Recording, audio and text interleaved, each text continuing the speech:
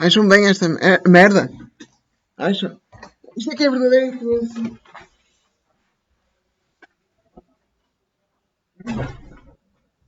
Isto é que é verdadeira influência no estrangeiro e influência de pessoas fora de Portugal nas políticas. Imaginem se fosse ao contrário, se fosse no Congo um branco decidisse candidatar-se a deputado no Congo. Não é?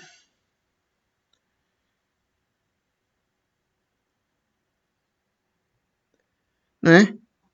Imaginem. Não é? Devia haver uma lei que dissesse que ninguém que não nasceu em Portugal e que é português e que faz parte da etimologia típica de Portugal pudesse entrar no Parlamento português, ou na Assembleia, ou em câmaras municipais. Ok, câmaras municipais talvez seja um bocadinho mais, mas o resto continua.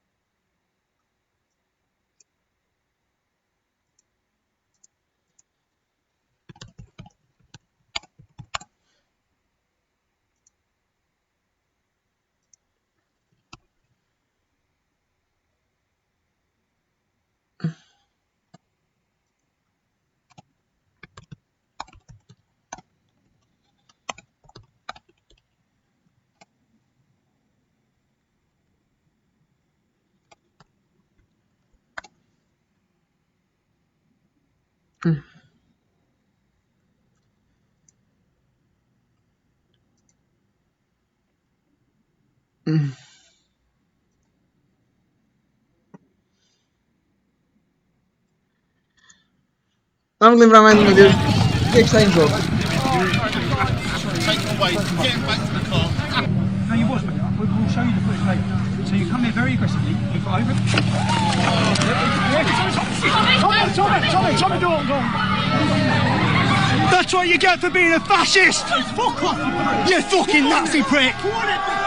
Another day, another glaring example of left-wing and mainstream media hypocrisy in Britain. Yes, Clown World continues to play out in front of us. Now, the children on the left have decided that their new favourite form of political protest is to throw milkshakes over politicians they don't like.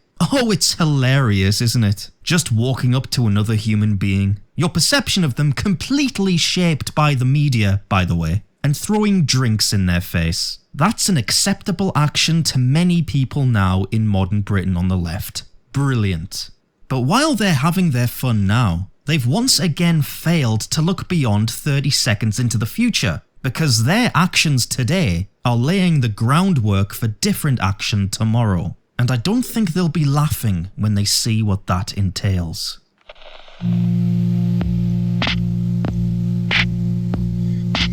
O maior assassino do mundo! O maior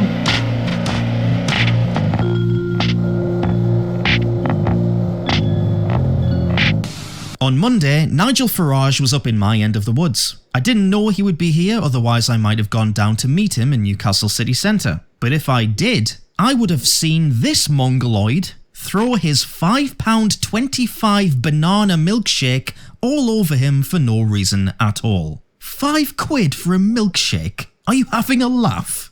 He's not strapped for cash, is he, this guy? 3 of those milkshakes could pay for a monthly gym membership, mate. Just saying. The bile and the racism that he spouts out in this country is far more damaging than a bit of milkshake to his front. What flavour was it? It was banana and salted caramel. I was actually quite looking forward to it, to be fair. But I think it went... que ele saiba avisar...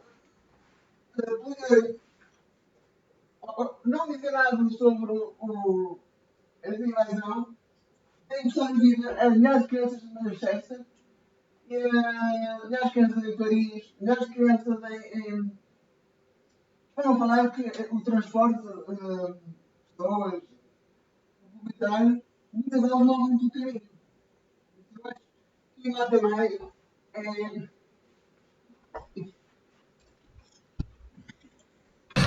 went on a better purpose, to be fair. Farage isn't the only one to fall victim to this, of course. Tommy Robinson got hit twice, Carl Benjamin has been targeted too, and there will be more people hit with this as time goes on. That is inevitable. Last night I started to read the comment sections under articles from The Guardian and posts on the UK Politics Forum on Reddit.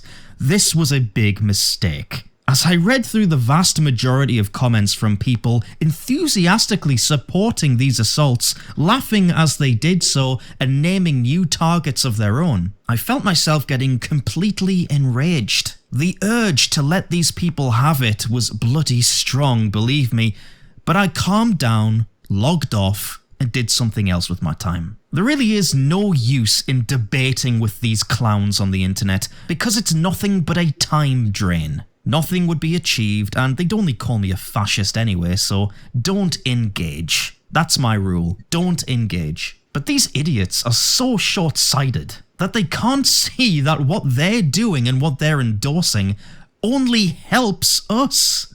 It's amazing. The truth is, these unbearable cretins are in the minority. Most normal people in this country are not on board with this, and I'm sure they'll make that clear enough at the EU elections this Thursday. When all you can do is physically assault people you don't like, you lose support from the public immediately. Most people want to live in a decent, polite society, and this is the complete opposite of that. So keep going as far as I'm concerned. You have no idea how bad these optics are for you. But beyond that, when the left tries to normalise this behaviour, or turn it into one big joke, as the media have been doing, I mean, listen to the music The Independent have put over these clips. These sort of things happen when people are getting attacked in their own...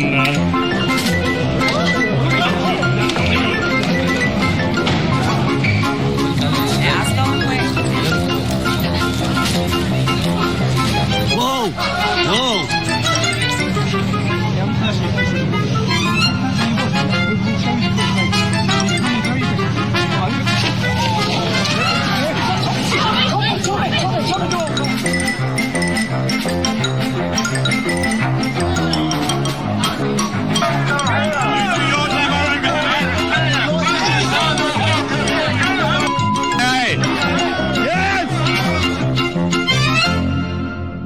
Oh, it's all a laugh, isn't it? God, stop taking these things so seriously, you far-right bigot racists. Yeah, we know Jeremy Corbyn was hit by an egg recently too, but we're not putting that clip in there. Oh yeah, and we know we complained for weeks when Anna Salisbury was shouted at a couple of months ago by some yellow vests. But you see, Farage is a bad man. He deserves this, he's morally repugnant. He's subhuman scum. For the benefit of exposing this hypocrisy, here's those clips of Corbyn getting hit by an egg and Anna Salisbury getting shouted at, set to the same music.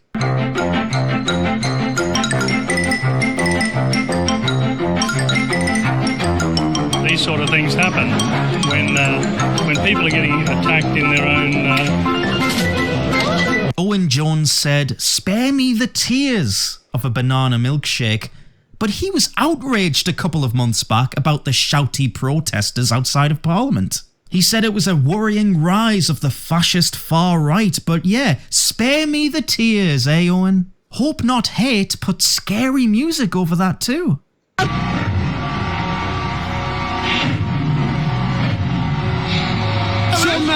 Tommy Owen's here. Owen, hold it there. Lovely little chap. Angry, aren't they? Listen, it's easy to point out the hypocrisy of the left. I could do it all day. But the point is, none of them would be finding any of this funny if it was Diane Abbott instead of Nigel Farage, for example. If I covered her in a banana milkshake, I'd be arrested on the spot, rightly so too, I will say, and probably charged with some sort of hate crime on top of that. I mean, they'd throw the book at me and you know they would. We aren't on a level playing field here, guys. Lefties on Twitter can freely express support for such street assaults, posting clever memes as they do so. After police ordered McDonald's to stop selling milkshakes, it's fairly obvious what Farage's kryptonite is. It is now time. Release the cows. Release the cows. Sounds a little bit like incitement to me. Maybe someone should release the cows on James the next time he's walking to work, eh? I'm sure he'll see the funny side. It's only a milkshake.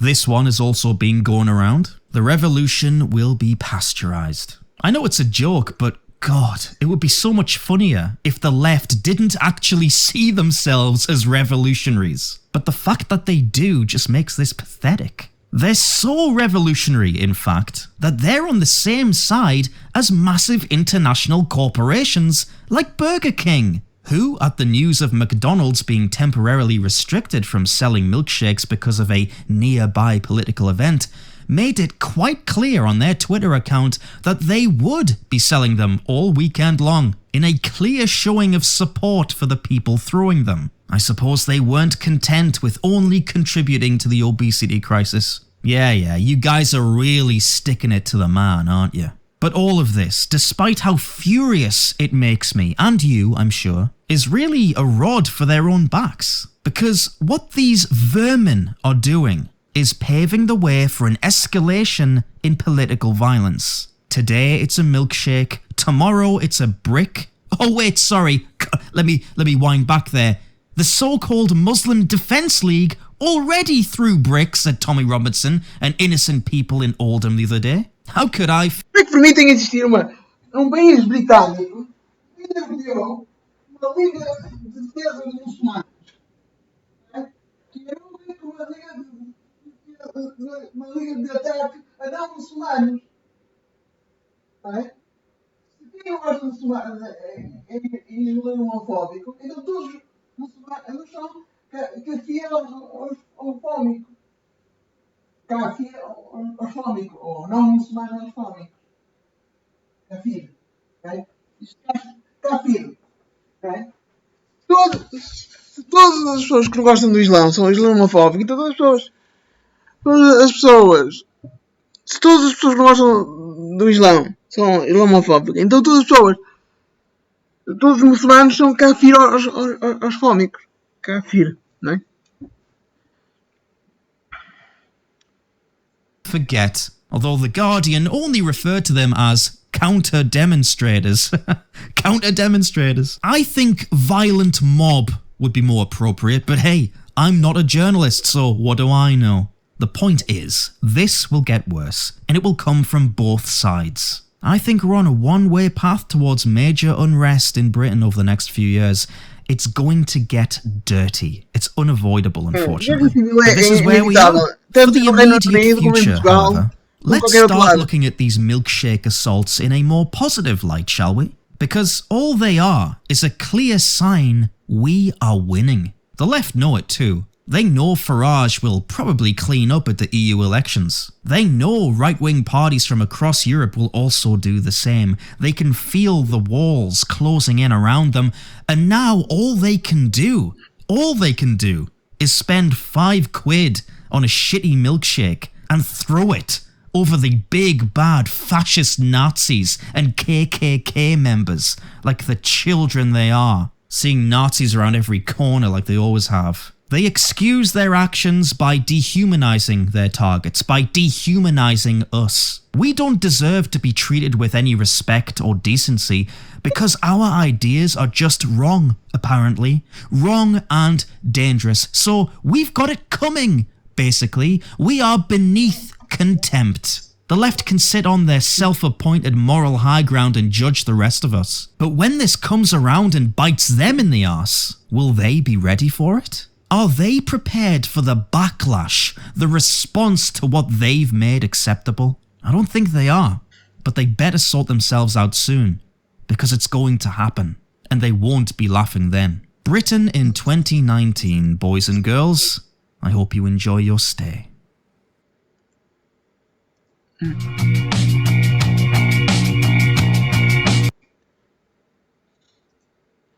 Mas vamos mostrar ainda melhor. Eu tenho aqui no meu outro canal que eu tenho, o Razões para Votar, no PNR, que é o canal. Não, eu vou mostrar um pequeno vídeo que mostra porque é mal ter uma gaja como aquela do qualquer coisa Moreira. To kill a white baby. The less white babies on this planet, the less of you we got, boo. The blood is on I hope they kill all the white babies. Kill them all right now.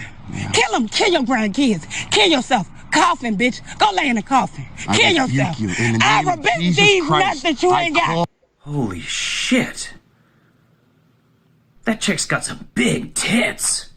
Nice. My milkshake brings all the boys to the yard, and they're like, it's better than yours. Damn right, it's better than yours. I could to kill a white baby. The less white babies on this planet, the less of you we got, boo. The blood is on I hope they kill all the white babies. Kill them all right now. Yeah. Kill them. Kill your grandkids. Kill yourself. Coffin, bitch. Go lay in a coffin. Kill yourself. I rebuke these nuts that you ain't got. Holy shit. That chick's got some big tits. Nice. My milkshake brings all the boys to the yard, and they're like, it's better than yours. Damn right.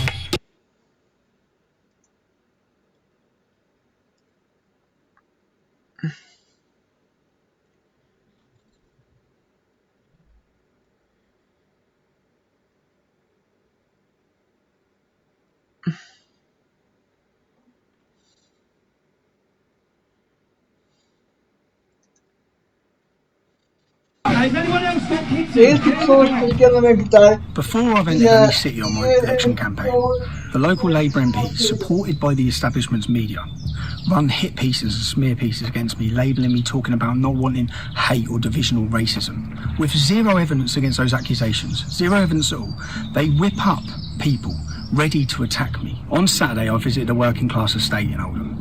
Just like for the last 3 weeks, I've travelled the northwest visiting different working class estates. Each one of my events have been peaceful, family events where people have brought their children, so an opportunity for me to speak to my future constituents. The difference for Oldham was for the past week, a Muslim organisation on Facebook has literally been inciting attacks against me and organising and planning attacks against me in Oldham, telling people to come and throw milkshakes at me. But not just milkshakes, anything they want. So before getting to my political rally, I decided to take a walk through Oldham town centre.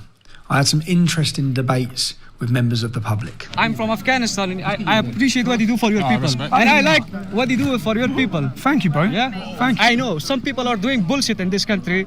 They shouldn't do that. Yeah, fair You know play. what I mean? Yeah, I know what you mean, bro. We come to this country, we should respect their law, we should respect their traditions, and we should respect their culture. Thank you, bro. Yeah, fair play. Hey, respect, man. Respect.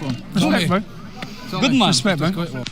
Little did I know that loads of masked thugs were on their way to attack my family-friendly event. The biggest shock from what happened on Saturday, what you're going to witness, is that hundreds of Muslims wearing balaclavas, intent on violence, were marched and escorted for miles by Greater Manchester Police. They were marched to our campaign event miles away from any Muslim community. They were marched there intent on violence, and they come armed with bricks, and they attacked a family event with women and children present.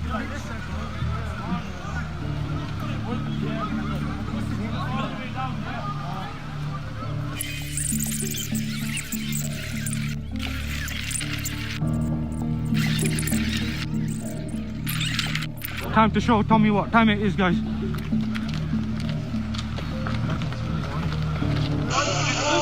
You guys, make sure you go and show some support to the locals, yeah? Go and join the Muslim Defence League page if you're on YouTube.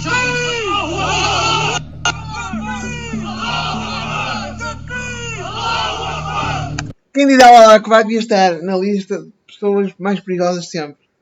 Não deviam ser presas, não deviam ser castigadas, mas deviam ter uma especial vigia. Na minha opinião, claro. Quem grita Allah Akbar. I'm in Oldham today, guys. Remember this next time, Halifax. Next time, come out like these brothers have in Oldham, yeah? Yeah, we've got about 300 people with us, bro. Let's go to the front line with my boys. The Halifax Pakistanis repping in Oldham. And they've come from Halifax Pakistanis. Halifax isn't even in the northwest. This is premeditated. Gangs of young men, young Muslim men, armed and wearing balaclavas, intent on attacking a political campaign. Not just intent on attacking it, but aided and abetted and supported and directed there by the local police. We're here, man. We're here. Where are you? Boys, we're not here in 10 minutes. Run back into the area, go jiggly. No, just sit here, man. Yeah, where are they all, man?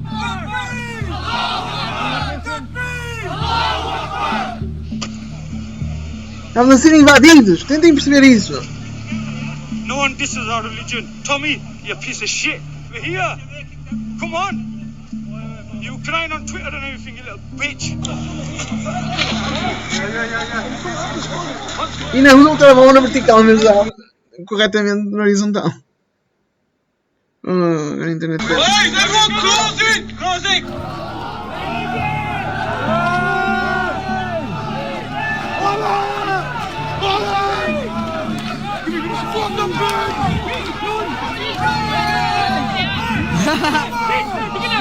E de cada lado que está escrito.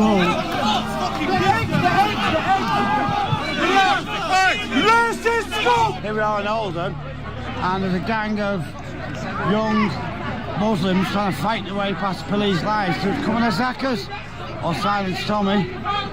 They say the police are obviously quite worried. I think they're going to be getting the tear gas out shortly. Because they've been stopped from this entrance here, and they've wandered all the way around to the left.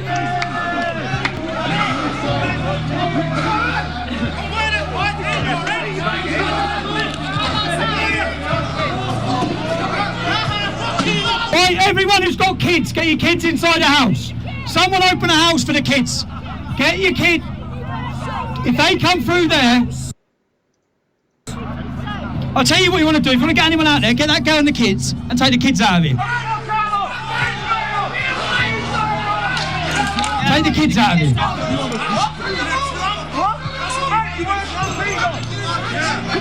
Come on then. Back off.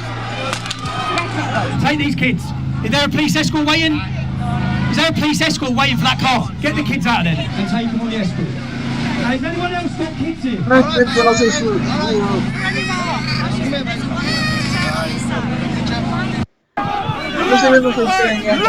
Não vão deixar o PNR ganhar sequer deputado. Mas vamos ver. Young Muslims trying to fight their way past police lines to come and attack us.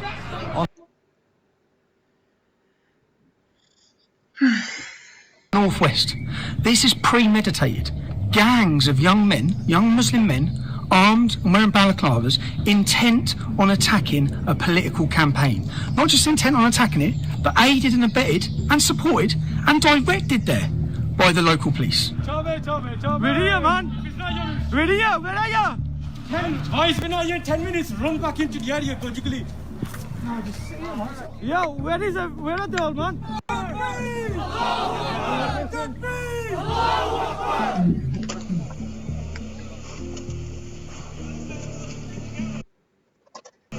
No one disses our religion. Tommy, you piece of shit. We're here. Come on. You crying on Twitter and everything, you little bitch.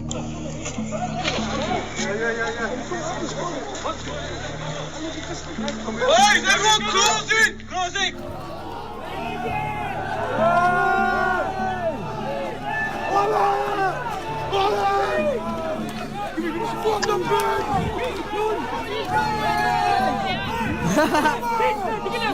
Yo, chill out, man. Bro.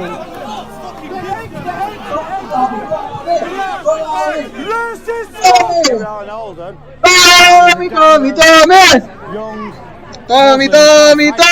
Police lies to come on attackers or silence Tommy.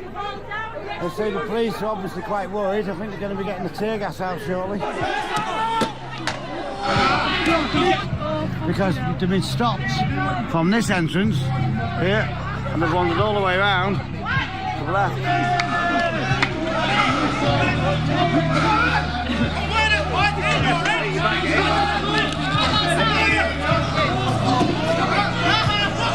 Right, everyone who's got kids, get your kids inside the house. Someone open a house for the kids. Get your kid. If they come through there, I'll tell you what you want to do. If you want to get anyone out there, get that. Way past police lies to come on attackers or silence Tommy. They say the police are obviously quite worried. I think they're going to be getting the tear gas out shortly. Because they've been stopped from this entrance here and they've wandered all the way around to the left.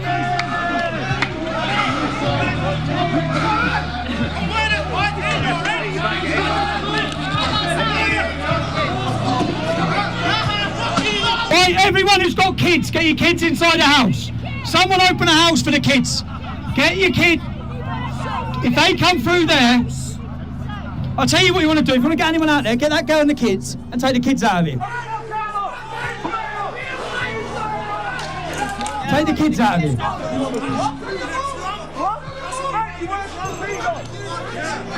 Come on then. Back off. Take these kids. Is there a police escort waiting? Is there a police escort waiting for that car? Get the kids out of there and take them on the escort. Now, has anyone else got kids here? All right, mate.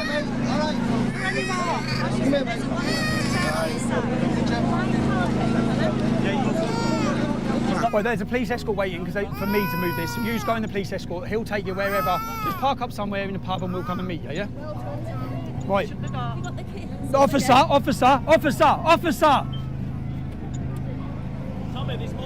Where's the police escort? They're waiting for you there. Go on. Do your window up. And then cover their faces in case bricks come through it. Cover their faces.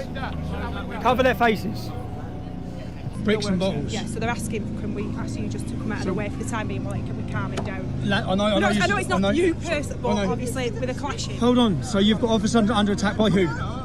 By the counter protest. Muslim youth. I have no idea who it is. We're not getting up to go close enough. The counter protest, that's all we know, mate. Here you'll see the political correctness. Then asking the police officer to identify who it is that's attacking their police officers. He says counter protesters. Do these people look like ordinary counter protesters, wearing balaclavas? His political correctness can't even bring him to admit it's gangs of Muslim youths that are attacking the police. So they're shutting down our election campaign. Welcome to Oldham. This is what happens when you try and have a political opinion where you dare to talk about the problems. This is what meets you. But we chose specifically not to go near an area where this could happen. That's why we come here. We come here for the safety of our own supporters. My main concern here is that our supporters have come out for a political rally and lots of them are getting hurt. This is the first town we've come to with a large Muslim population, and look at the scenes. Look at the scenes.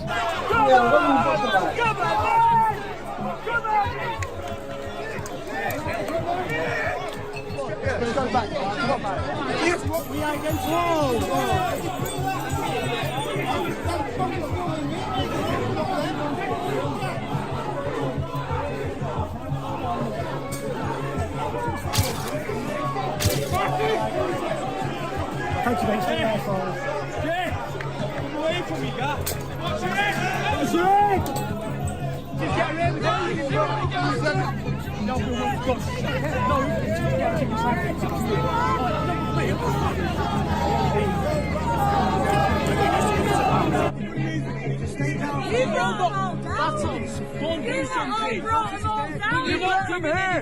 They're doing all this vandalism. What do you mean from there? We're not doing that's what will happen. Why would anyone bring anyone back children downstairs?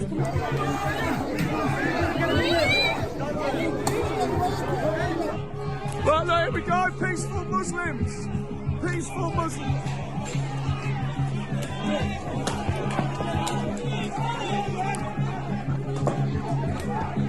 Get them all on camera.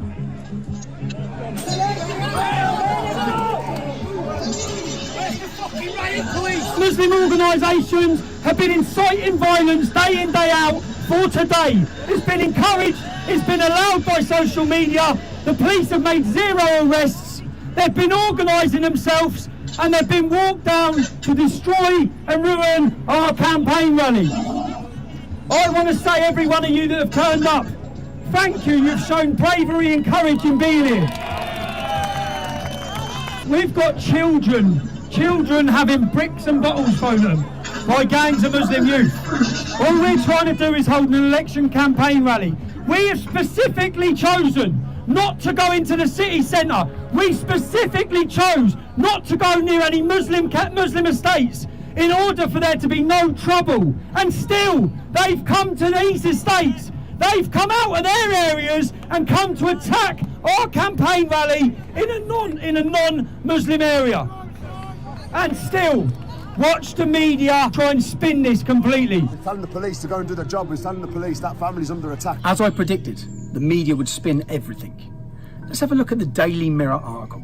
The Daily Mirror article has a picture of 7 Muslim men attacking a lone white individual in a race-hate attack. But they say people fighting. People fighting. Let's have a look at the video of actually what was happening there. This is a local resident being targeted by gangs like a pack of animals, violently beating him just because he was attending a political rally. In his own estate, men from out of town have come to attack him. And look how the media are reporting it.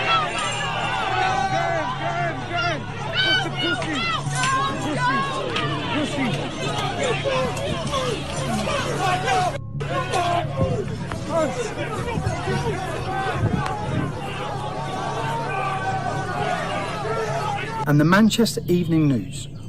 Objects thrown and police vehicles smashed as violence erupts at Tommy Robinson demonstration. That's not what happened. We were holding a political rally with families. We were violently attacked. Let's have a look now. It says police vehicles smashed. Why are they not reporting who smashed the vehicles? Let's have a watch of the video so you can see who smashed those vehicles up. Get him!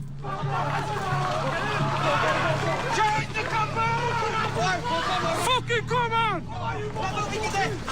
See, this is what happens, you fuck with us!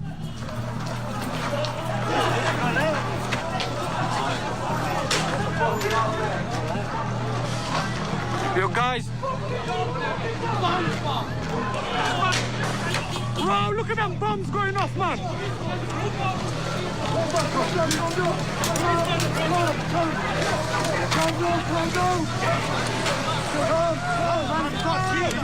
Yo!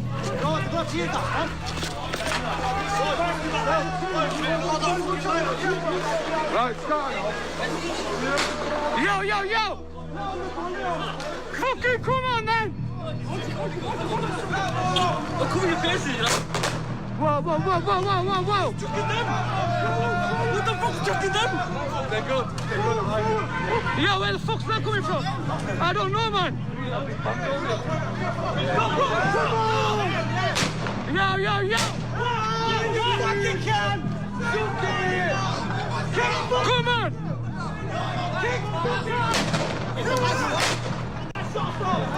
This is what happens when Tommy comes to town. Look at the BBC headline. All of these headlines, none of them tell you the truth of what happened. None of them name who the aggressors were. All of them paint a picture that I went into a town and started smashing up with my supporters. The complete opposite of the reality that happened. Why are they lying to you? And just so we get a full house, Let's have a look at the Daily Mail's reporting on this. All of the mainstream media have lied to the public about what happened. Lastly, let's look at the independent newspaper, who are absolute trash. Tommy Robinson, police vehicles damaged during clashes at campaign event in Oldham.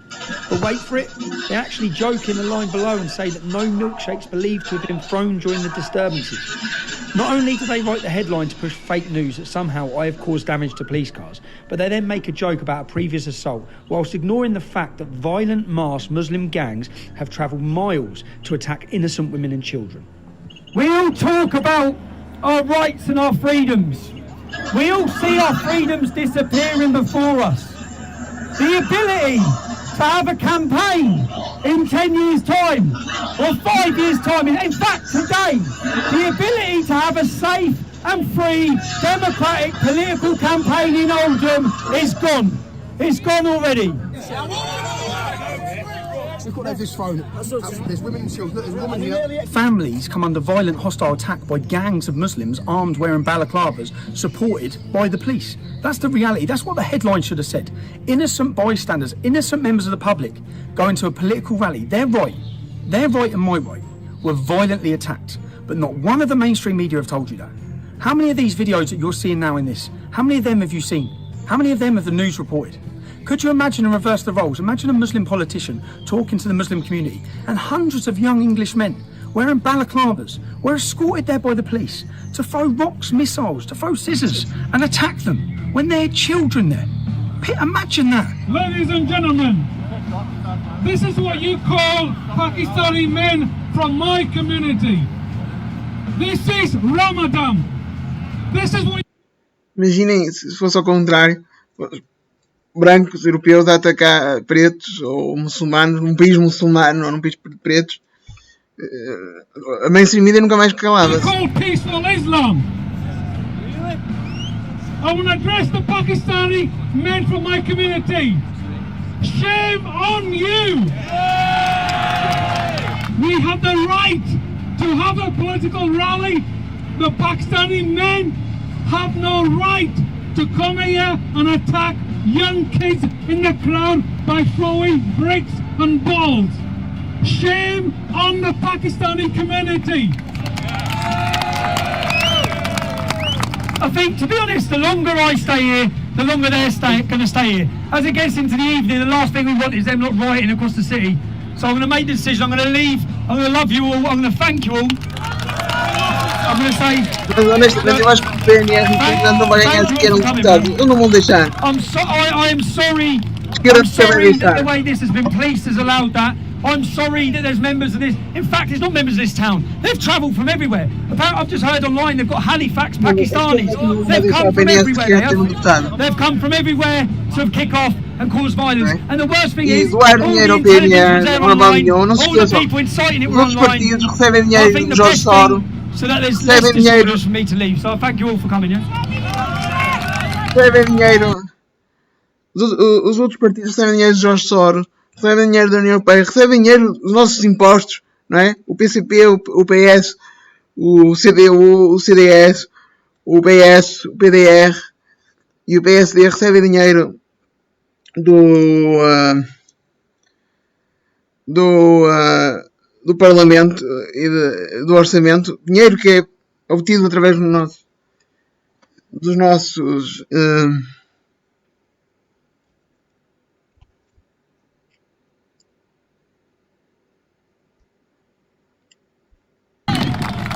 We've got female supporters being glassed and attacked. Mate, I've just been glassed in my face. Fucking just been glassed off them punks where we are. Mas o PNR não recebe um único cêntimo destas coisas. E está constantemente a ser atacado pela mainstream media. Mate, he's just threw pint glass in his face. É fácil, quando não se tem que lidar com pretos, é fácil dizer mal de quem critica os pretos. Mas quando começam a ter que lidar com os pretos, deixam de... This video is brought to you by CareerResumeConsulting.com. Honest, proven expert career advice for 6- and 7-figure professionals. Find your perfect job and get paid what you're worth. CareerResumeConsulting.com. Whether you're making 6 figures or not, stay tuned for a free resume tip.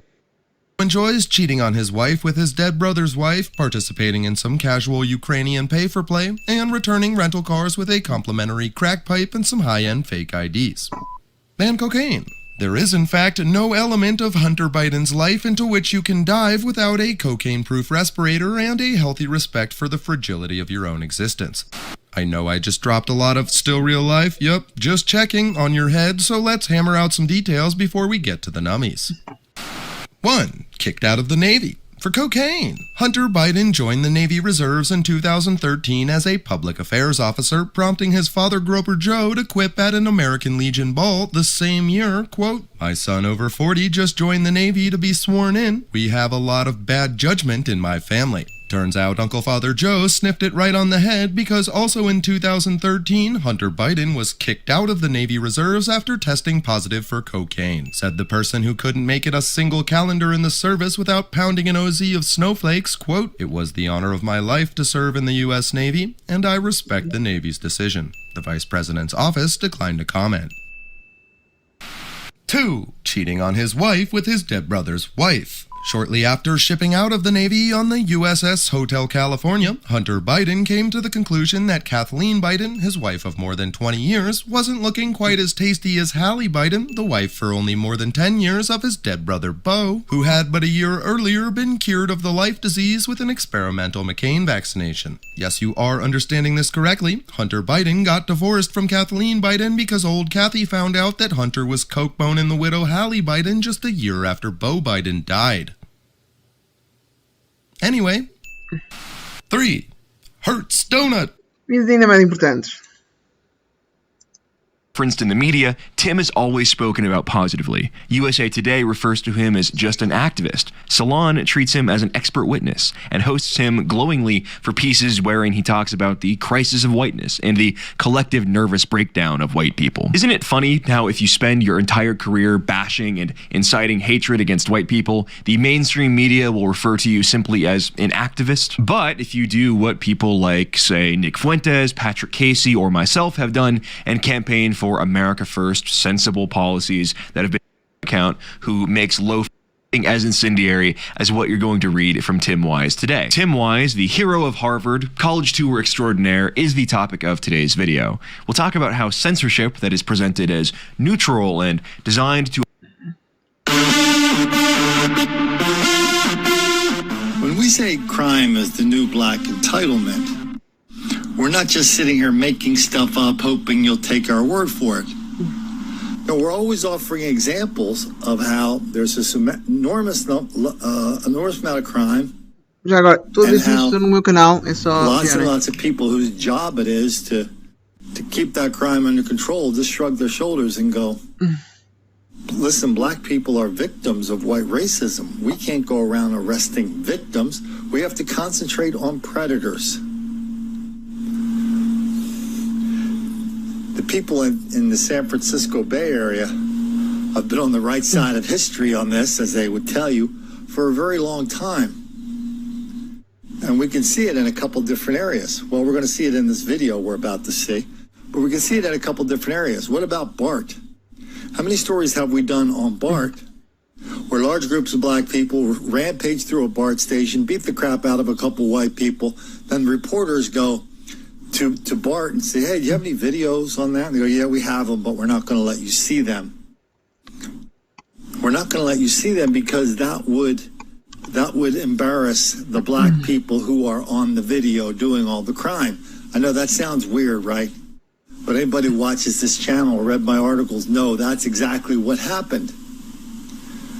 We had a board member of BART, Rapid Transit. That's what she wanted to know. Why aren't we releasing these videos? So the vice president of BART goes on there and says, hey, we're not going to release them because that would embarrass black people. So that's one example where black people are, where crime is the new black entitlement. But also staying in San Francisco, again, there's a big buzzword in California where they started this movement. It's called, they talk about how we're not going to criminalize poverty.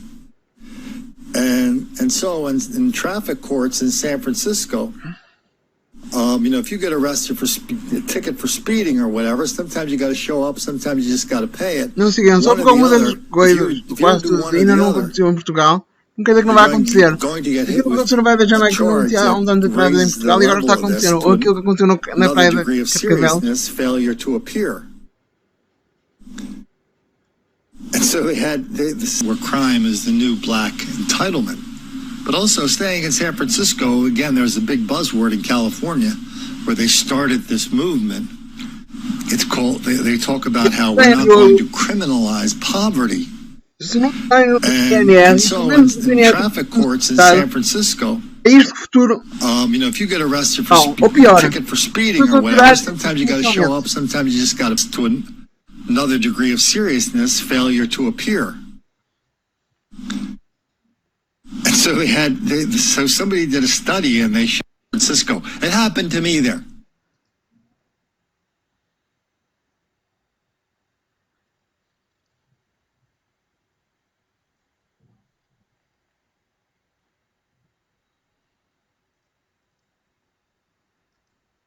Every now and then, you see a picture that perfectly encapsulates the decline of Western civilization and the damaging effects that multiculturalism and mass immigration has had on European nations. And this week, we saw one of those images come out of France. The picture of a 15-year-old boy of immigrant descent stood looming over his teacher and pointing a gun at her head as she was seated. And of course, the teacher was of European descent. This was a picture that said 1,000 words, and a picture that underlined exactly what nationalists have been saying about how multiculturalism and mass immigration have transformed European nations from homogenous, high-trust, high-IQ societies into dangerous melting pots. And France is no stranger to this kind of horror. On the morning of New Year's Day this year, 2 French police officers, one of them female, were brutally attacked and beaten by a gang in a Paris suburb, leaving the female officer fighting for her life. This brutal attack even shocked France's effeminate and pro-immigration president, Emmanuel Macron, who referred to the incident as a cowardly lynching. But this shocking start to the year wasn't just an isolated incident. 2018 has seen multicultural France unravel at an alarming pace. In April, there were days of riots on the outskirts of the city of Toulouse. And then in July, the same thing happened in the city of Nantes, which was gripped with days of rioting and violence. And there has also been other incidents, including shootings, violent attacks, sexual assaults, and even the country's World Cup celebrations were marred by violent outbursts and riots. France is a nation in crisis. But this picture of a schoolboy holding a pistol waves than many other incidents. And unlike many of the riots and other acts of violence that have occurred recently in France, this latest incident has actually been covered by a wider number of mainstream media outlets here in Britain and in America. And the way some of the media outlets have been covering this is hilarious.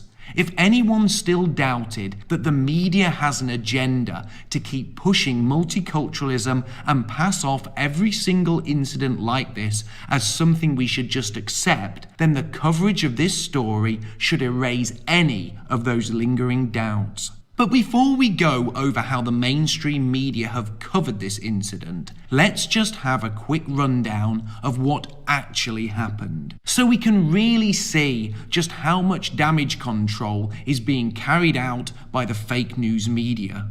The pupil in question was a teenage boy of African descent, who had previously been marked absent from class. Presumably because he hadn't been turning up at all, or at the very least had been late on numerous occasions. And the reasoned response, if the boy didn't want to be marked as absent again, would be for the boy to alter his behaviour and to turn up to school on time. And to be fair, in this case, the boy did indeed alter his behaviour, but not in a positive way. He instead decided to bring a gun into school and then proceeded to stand over his teacher and ordered her to put her head down as if he was going to execute her. He then directed her to mark him as present for class. And as all this played out, his classmates seemed rather unfazed, and one even recorded the incident for good measure. But don't worry, the fake news media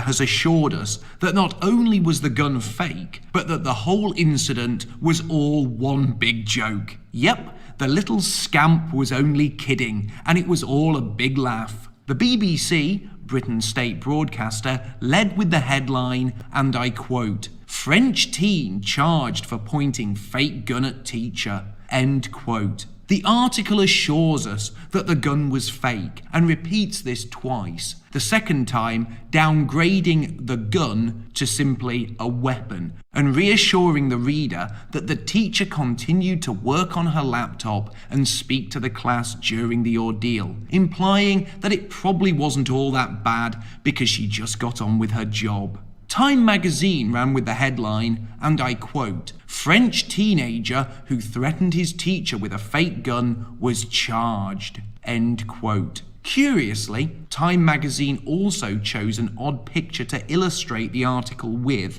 an image of a march that took place in Paris in support of gun control in the US. No agenda there then. Interestingly, the article refers to the gun as being fake on 2 occasions, then goes on to refer to the gun as being an air gun on another 2 occasions. Which begs the question, was it a fake gun or was it an air gun? Because an air gun is not a fake gun, it's an air gun, and if you were to fire an air gun at someone's face or head at such close range, that person would end up at the very least with a nasty injury and a stint in hospital. But if it was an air gun, or more accurately, an air pistol, why did the BBC refer to it as a fake gun? As a quick Google search reveals that the BBC have run a number of stories on air guns and have never referred to them before as fake guns. But I suppose fake gun sounds a lot less threatening than air gun or even replica gun. And yes, there are numerous BBC articles that use the term replica gun. But by now, I think we all get the picture. The BBC use different terms to describe the same objects depending on how they want the public to view a news report. Whilst the majority of articles I found on the incident did refer to the gun as being fake in the banner headline, the Daily Mail did lead with a much more scathing title, and I quote, "Terrifying moment, French schoolboy, 15, points a gun at his teacher and shouts, 'Put your head down,' as if he was about to execute her, then claims it was a joke," end quote. However, despite the Daily Mail being initially more scathing and to the point, they do go on to reassure their readership that it was all a big joke, and the writer repeatedly refers to the gun as fake during the article, and not as an air gun or a replica.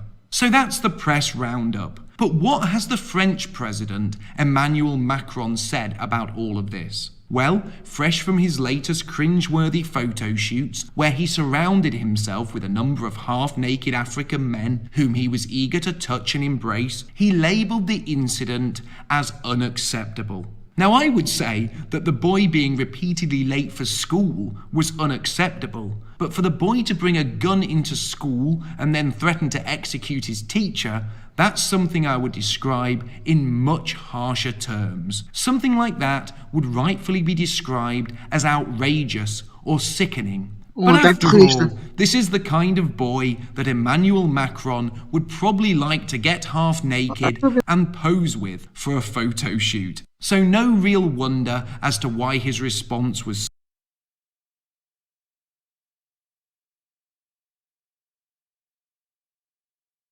so tame. But what has been the response from the left? After all, Every single time a gun gets brandished in an American school, there are marches, protests, and rallies, all calling for new firearms laws and gun confiscations. But not this time. This time is different, because France is already a nation with strict gun laws, and the person walking into the school and threatening to shoot people wasn't a white male. So this is totally different. And if there was to be a left-wing protest about this, I would wager it would probably be to pressure authorities to show leniency to the young prankster, as he was no doubt driven to such behaviour thanks to systemic racism, a lack of opportunities, etc., etc. You can fill in the blanks with the appropriate liberal drivel and excuses. But what do I think? Well, I think that this would have been covered in a much darker light by the press had the boy in question been of European descent. I also think, had the boy been of European descent, this story would have been run for much longer, and there would have been updates on it covering the boy's social media profiles, interviews with his classmates, and the press would have no doubt tried to paint him as a troubled extremist. And often, in these cases, the press will make some disturbing discovery that the young European fellow once saw a movie, played a video game, or read a book that had something to do with Nazis. He therefore had an obsession with Nazis and was also a Nazi, and it was all the fault of evil right-wing monsters who have been brainwashing children. But in this case, the boy was of African descent, and as such, every news outlet took pains to point out that he surrendered to authorities, and even that his father drove him to the police station. So as far as the press are concerned, case closed. I also think if this had been a young boy of European descent, the liberal political establishment and left-wing pressure groups would have been making a lot more noise about the case. And I also think there may have even been protests over gun ownership. But what if the case had been completely reversed? What if this had been a white boy pointing a replica gun or an air pistol at a black woman and threatening to execute her? What if the whole dynamic of this case was flipped on its head? Well, I think we all know what would have happened. This case would have been world news for weeks, and all my aforementioned predictions would have come to pass, with the media coverage being heavily tilted towards a narrative of how the case highlights people as killed an 8-year-old boy could be linked to a gang-related conflict. Yusuf Wasami from Birmingham in the UK died when a hand grenade was thrown through the window of an apartment in Gothenburg, where he's understood to have been visiting relatives. It's stoking concerns in the local community. Now it's gone too far, she says. Why? This is enough, really. We want children to be outside without being worried. At some point this must end, he says. We hope that the public thinks this is as disgusting as we think it is. I hope those who have awareness of what happened tell us who's behind this, so we can arrest the perpetrators and the violence doesn't escalate further. Police think it could be linked to a restaurant shooting in the same area last year. One of those convicted is registered at the same address as the grenade attack. Mr. Zuma, the fact that you took a shower after having unprotected sex with an HIV-positive woman, believing that it would minimize your risk, has really angered AIDS activists. What is your response to their criticism? But if we have been in the kitchen, my dear, peeling onion, you wash your hands, not so. What was funny about washing your hands after doing something? After washing yourself, what's the problem? But Mr. Zuma, AIDS is a big problem in this country, and saying things like and taking a shower. Hygiene is a big problem in this country. Clean yourself. Constantly tells us how hard life is for migrants and their descendants, how much they suffer, and how they are so often the victims of abuse, attacks, and prejudice. And when those of migrant descent are victimised, we are constantly reminded of those incidents and are bombarded with the names and images of these victims of racism until they are forever imprinted in our minds. Remember last year when a Syrian boy had a 500 milliliter bottle of water poured over him by another boy on a school playing field? There were protests, there were reporters camped outside the school, and the politicians and the media raised close to £160,000 for the boy and his family. Can you remember Stephen Lawrence? Stephen Lawrence was a black teenager who was stabbed to death in London. He died in 1993, yet the media are still reporting on his murder to this day. The spot where he died is marked with a plaque. His mother, Doreen Lawrence, was made a member of the House of Lords. Her new title is Baroness Lawrence of Clarendon. And last year, on April the 23rd, at a memorial service to mark the 25th anniversary of his death, the Prime Minister, Theresa May, announced that an annual national day of commemoration, titled Stephen Lawrence Day, would be held on the 22nd of April every year starting in 2019. But how many of you have heard the name Aaron Dugmore? Aaron Dugmore was just 9 years old when he committed suicide. He hanged himself at just 9 years of age. And why, may you ask? Why would a healthy 9-year-old boy kill himself? Well, I read this from the Daily Mail, and I quote, "A boy of 9 who was found hanged is believed to have killed himself after he was bullied for being white by an Asian gang at school. Aaron Dugmore, thought to be one of the youngest children in the UK to commit suicide, was discovered in his bedroom after being tormented for months," his parents said.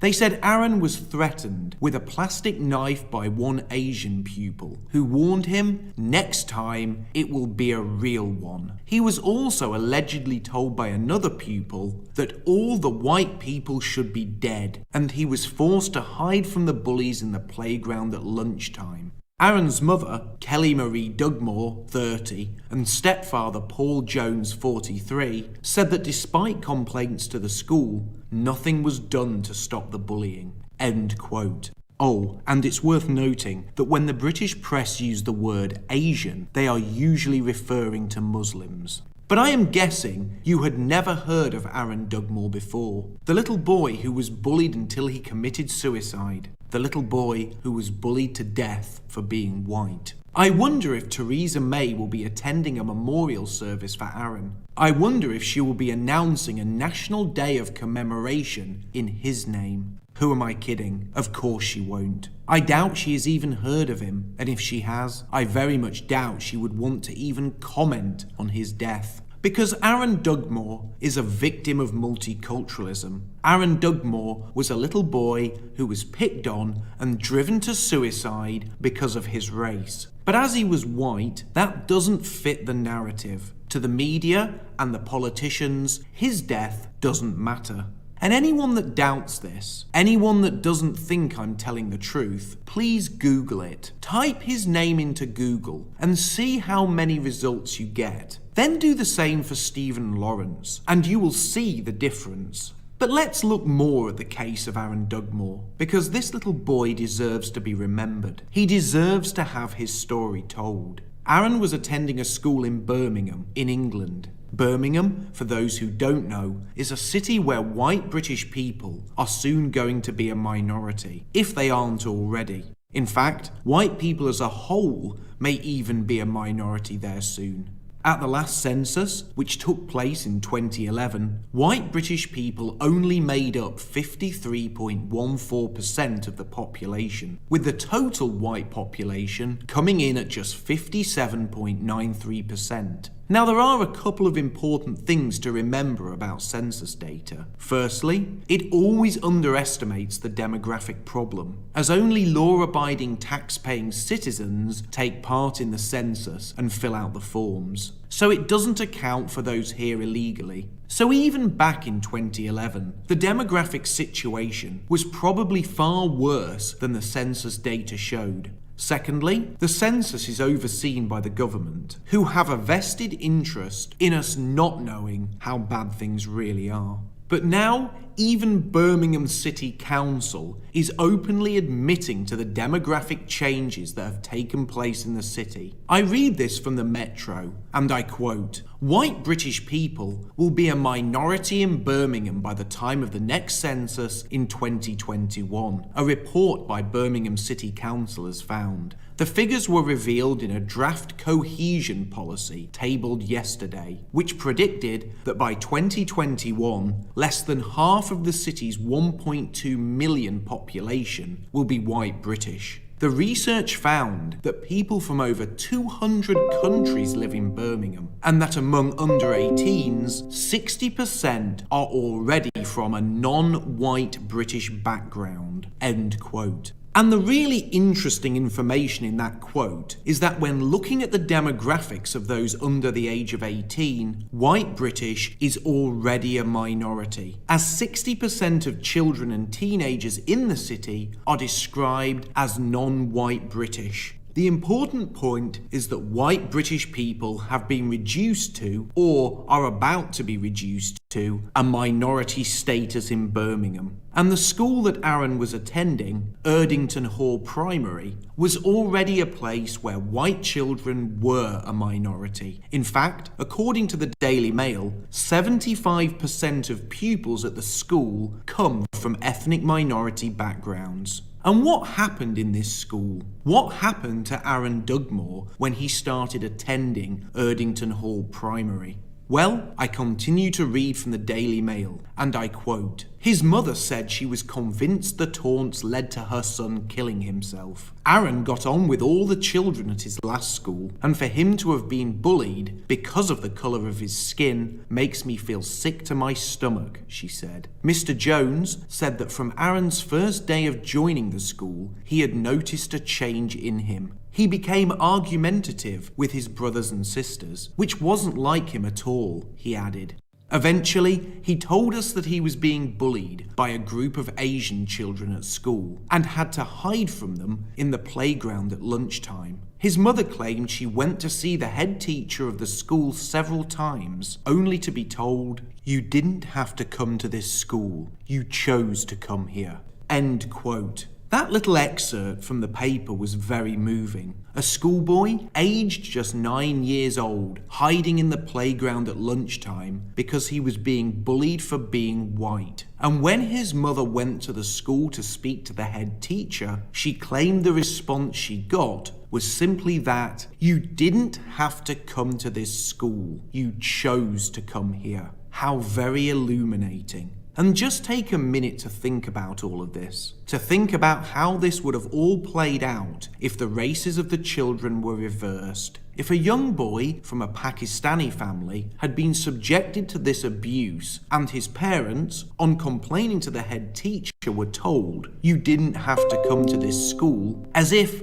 this was all their fault, I think if this was the other way around, the story wouldn't have been buried and forgotten. I think if this was the other way around, Theresa May would know the name of the victim. In fact, I think she would have shaken hands with the victim's family. I think the media would have made them famous and raised money for them, and that there would have been plaques and charitable trusts dedicated to remembering the victim.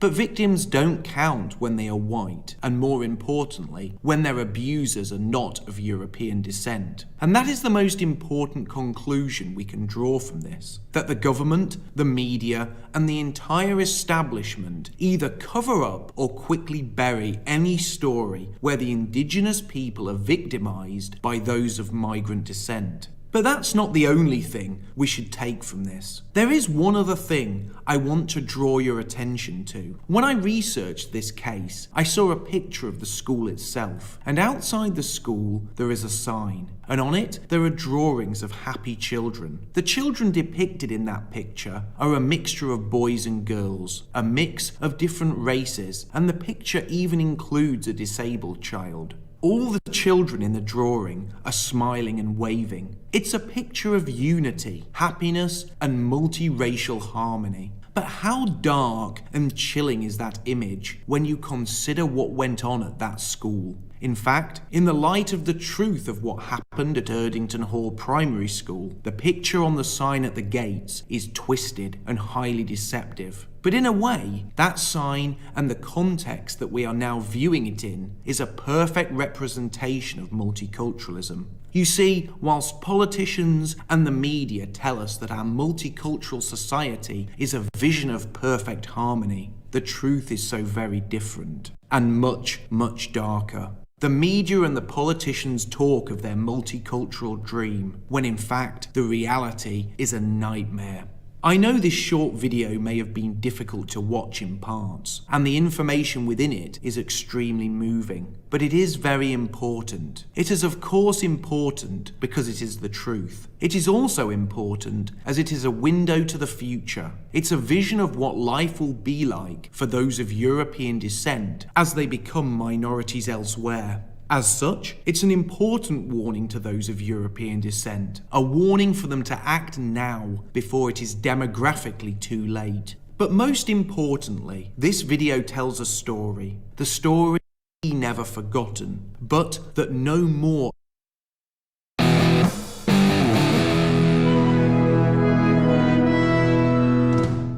There are nearly 300,000 people at the March for Life this year, so it shouldn't be too hard for us to find at least one psycho to malign the entire movement. Hey, look at that. Ah, perfect. We are gonna destroy these guys. Whoever made these signs is about to have their life ruined. Get away from our signs, honky! What? Who are you guys? Where are the white supremacists? We are the Black Israelites. We are here to protest the white fascists. White people need to go back to Portland. Well, I mean, we wouldn't want to ruin their lives over this one mistake. Gays are inferior. Yeah, you know, and this really doesn't seem like much of a story. Why hurt the reputation of these innocent men? Pocahontas was a black man. Amen, brother. And I mean, we wouldn't want to blow anything out of proportion. And hey, is that white kid smirking? Get his ducks!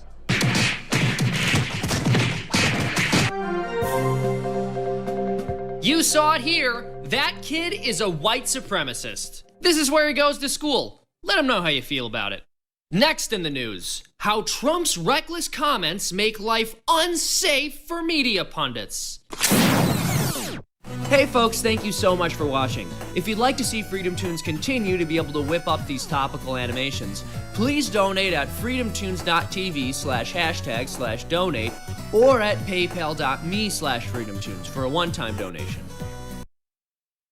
Some viewers may find the following video disturbing. Viewer discretion is advised.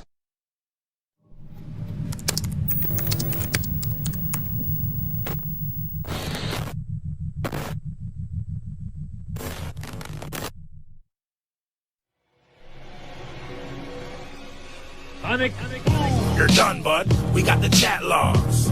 You came to meet up with a child, huh? Well, give us a smile for the camera. Goof, you're subhuman dirt now, we all know. So gross on the website and can't escape. No, you fucked up and been caught on. So you wanna mess around with little girl? Sid, how's it going, man? Fraser? Abbey Creep Catcher, buddy. What's up? Sorry? Surrey Abbey Creep Catchers. You're here to meet an underage girl. No. Yes? Sid, don't start it off like this. You're lying. You want to take her virginity, right? With your thick dick? No. Yeah? Hey, listen, you're not in danger. We're not going to hurt you, okay? That's why we're filming. Want to go talk quietly? Yeah, sure. All right, let's do it.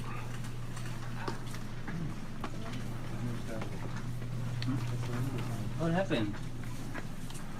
You tell us. Sorry, but don't make video. I have to make a video. It's for my safety. Okay. My safety and Otherwise, yours. you could hurt me or I could hurt you. Okay. All right? So you want to explain why you're here to meet a child?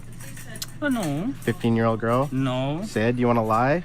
No, she just want to meet. Sid, you've been talking to me. Okay. Yeah. Yeah? Okay, Yeah. Tell your side of the story then. Yeah, explain why you're here. Oh, just want to pick her, like, that's it. You're not going to go to a hotel room? No. No? Okay, then I apologize, yeah? No, we don't. Explain why you're here to meet a 15-year-old girl. You want to take her virginity. No. No, not Sid. at all. We have the chat No. log right Sid? here. Okay, then I guess we'll do it this way. We'll put it up on YouTube right now, okay, Sid? Sid, hey, does your last name start with a B? Your marble layer? Abrams?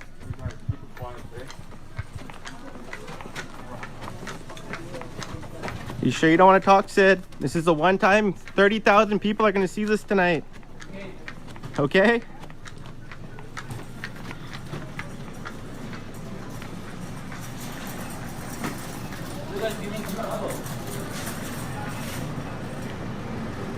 Sid, man, it's over for you. You should talk.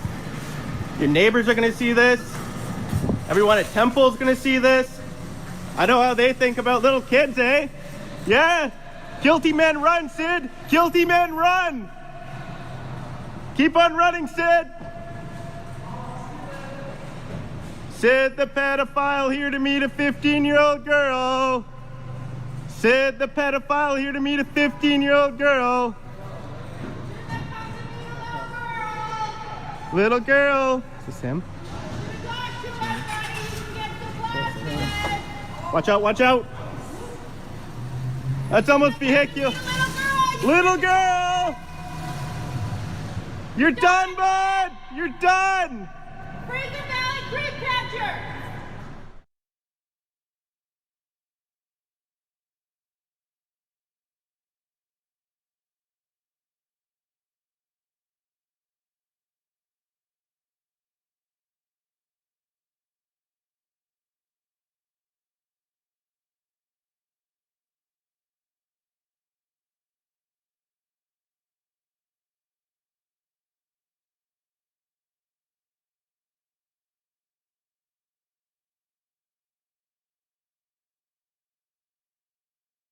Rhetoric is all well and good, and there's been a sizable amount of it, but it's actions that matter. If Britain shows any weakness here, we may as well throw in the towel, because it will prove that we don't value the safety and fears of our own people, and worse than that, are actually willing to put them in harm's way for the sake of virtue. When Shamima was found in a refugee camp by a journalist from The Times recently, a short audio interview was taped. There were some very revealing quotes within it, things that delivered enormous insight into the mind of this girl and others who did what she did. Here's a select few for you. Here's why she should be prevented from coming back. Did you ever see executions? No, but I saw beheaded heads in the bin. In the bins? Yeah, through the bin. What was that like when you first saw that? These are the heads of captives? Yeah, didn't faze me at all. So there you have it, from the horse's mouth. She claims she never saw any executions, but she did see severed heads in bins. In her words, that didn't faze her at all. Didn't faze her. She was completely fine with being part of an organisation that captured, tortured and beheaded people in the name of an Islamic caliphate, before dumping their heads in bins in a completely undignified way, and it didn't bother her one little bit. Yes, she sounds like someone who should definitely be allowed back into Britain to live next door to you and me. I have to think about my baby as well. After my 2 kids died, now I'm really overprotective of this baby. I'm scared that this baby's going to get sick in this camp. That's why I really want to get back to Britain, because I know it will be taken care of. Like health-wise at least. She knows that her baby will receive top-notch healthcare in Britain, and that's why she wants to come back. Ah, okay. So she thinks it's completely acceptable to join a terrorist group that have committed atrocities on the streets of Britain and murdered British people, yet she should be entitled to come back and use our health service, paid for by those very British people. No strings attached. Yeah, sounds like a great deal, Shamina. Where do I sign? Amazing, isn't it? She knows her baby will be totally safe here, and it will, by the way, because Britain is a caring country. We go out of our way to protect people and provide services to as many as we can, even to those who are completely undeserving of it. This woman has betrayed those kind and selfless people, coldly and methodically, but still expects the world on a platter. On the one hand, the severed head unfazed you, and on the other hand, you are angry about oppression. Because it's one thing, because you have to remember that these people, their beliefs are that you kill the non-Muslim, but you treat the the Muslims, you know, good. But now here you are. And my husband said that while he was in prison, there were men that they were being tortured so badly that they were just like, I'm just going to admit to being a spy so they can kill me. Of course. So Dawla has actually killed Muslims. She's upset that Islamic fundamentalists murder other Muslims instead of only the non-believers. If it was just the non-Muslims getting killed, she wouldn't have a problem with it. She wouldn't. Open the borders, let her in. You were describing mixed feelings about Dawla then. Yeah. On the one hand, you said you didn't regret coming to be part of the caliphate. No, I don't regret it. No regrets. She doesn't regret joining a barbaric Islamic terrorist group who murdered and raped their way across the Middle East, while also committing mass murder on the streets of Europe against innocent people. Doesn't regret it. The way she said that too, like, so off the cuff. Tone was one of course I don't regret it, you idiot. Why would I? Do you think this is the end of the caliphate? Yeah, I really do. I don't have high hopes. They're just getting smaller and smaller. And there's so much oppression and corruption going on that I don't really think they deserve victory. She doesn't have high hopes. Yeah, but she wishes that she did. That's the thing here. She's admitting that ISIS have utterly failed to establish a caliphate, but she still supports the idea of one. She's disappointed that they've failed. If it was up to her, she'd implement a worldwide caliphate tomorrow. She's not trying to come back to Britain because she's had a change of heart, or realise suddenly how evil ISIS is. She's trying to come back out of personal necessity, and because her cause is dead in the water. Surely, the words spoken during this interview should be convincing enough. Hearing that should convince everybody that this woman should be left in Syria, that having her return to our shores would not only be insulting, but dangerous. However, if there's anyone at the back who still needs a bit more persuasion, Shamima did another interview with Sky News over the weekend, with her newborn baby being held right next to her, where she came out with such pearlers as... Did you know what Islamic State were doing when you left for Syria? Because they had beheaded people, there were executions. Yeah, I knew about those things and I was okay with it at first because, you know, I started becoming religious just before I left. And, you know, from what I heard that Islamically that is all allowed, so I was okay with it. You didn't question that? Again, she was okay with the beheading, the murders, all of it. She was okay with it. It didn't bother her, and it still doesn't. This isn't some poor little girl who didn't know what she was getting herself into, like some are arguing. Oh, no. She knew exactly what was happening in Syria. She knew exactly what kind of group ISIS was, what they did. It was okay with her. There is no remorse or guilt here whatsoever. There's a struggle going on in the UK now at home about whether you should be allowed to come home or not. You know that, do you? Okay. What are your feelings about that? I think a lot of people should have like sympathy towards me for everything I've been through. You know, when I didn't know what I was getting into when I left, and I just was hoping that maybe for the sake of me and my child, they let me come back. Wait a minute. She didn't know what she was getting herself into when she left. But she literally just admitted in the previous question that she was fully aware of everything ISIS were doing in the region. The journalist, because he's terrible at his job, didn't pick up on this at all. But let me help everyone out here with a bit of simple editing, eh? You can thank me later. Sky News, you can offer me a job if you want. Watch. Did you know what Islamic State were doing when you left for Syria? Because they had beheaded people, there were executions. Yeah, I knew about those things and I was okay with it. I think a lot of people should have like sympathy towards me for everything I've been through. You know, when I didn't know what I was getting into when I left, and I just was hoping that maybe for the sake of me and my child, they let me come back. Yeah, I knew about those things and I was okay with it. You know, when I I didn't know what I was getting into when I left, and yeah, I knew about those things, and I was okay with it. I didn't know what I was getting into when I left. When she says she didn't know what she was getting herself into, what she really means is she wasn't expecting ISIS to get bombed into oblivion and their caliphate to fail. She expected everything to work out fine. She thought they'd continue to win battles, conquer territory, kill their enemies, and spread the glory of Islam, while she raised her kids with no difficulties whatsoever. That's what she's saying here. Don't fall for this shallow, "oh, I was just a kid" bollocks. It's simply a lie, and it's been used to garner sympathy for her. And on the subject of sympathy, I think a lot of people should have like sympathy towards me for everything I've been through.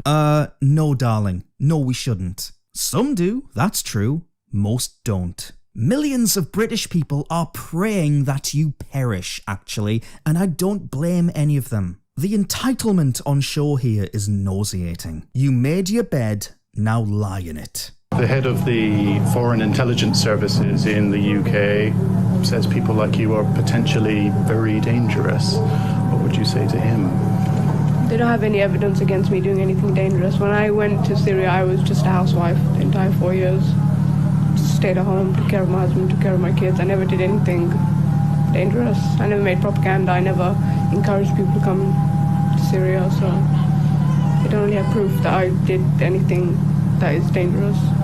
Interesting answer here. She's asked whether she could be a risk in Britain, and her immediate response is, "You don't have any evidence. There's no evidence." You'd think she would have just said, "No, I'm not a threat. I'm a poor single mother that was groomed. I didn't do anything dangerous." Well, I'd say travelling to a war zone to join a terrorist organisation is pretty dangerous, personally. A terrorist group who have, and I do need to keep repeating this because apparently some people have forgotten, committed mass murder on the streets of Britain, blown children to smithereens at a pop concert, cut people's throats on London Bridge, slammed cars into pedestrians, and attempted to blow up trains. Same group, same people. That's pretty dangerous in my eyes. I feel like I'm going mad here. Why is this even a debate? Why? If the authorities took the child away from you, would you accept that?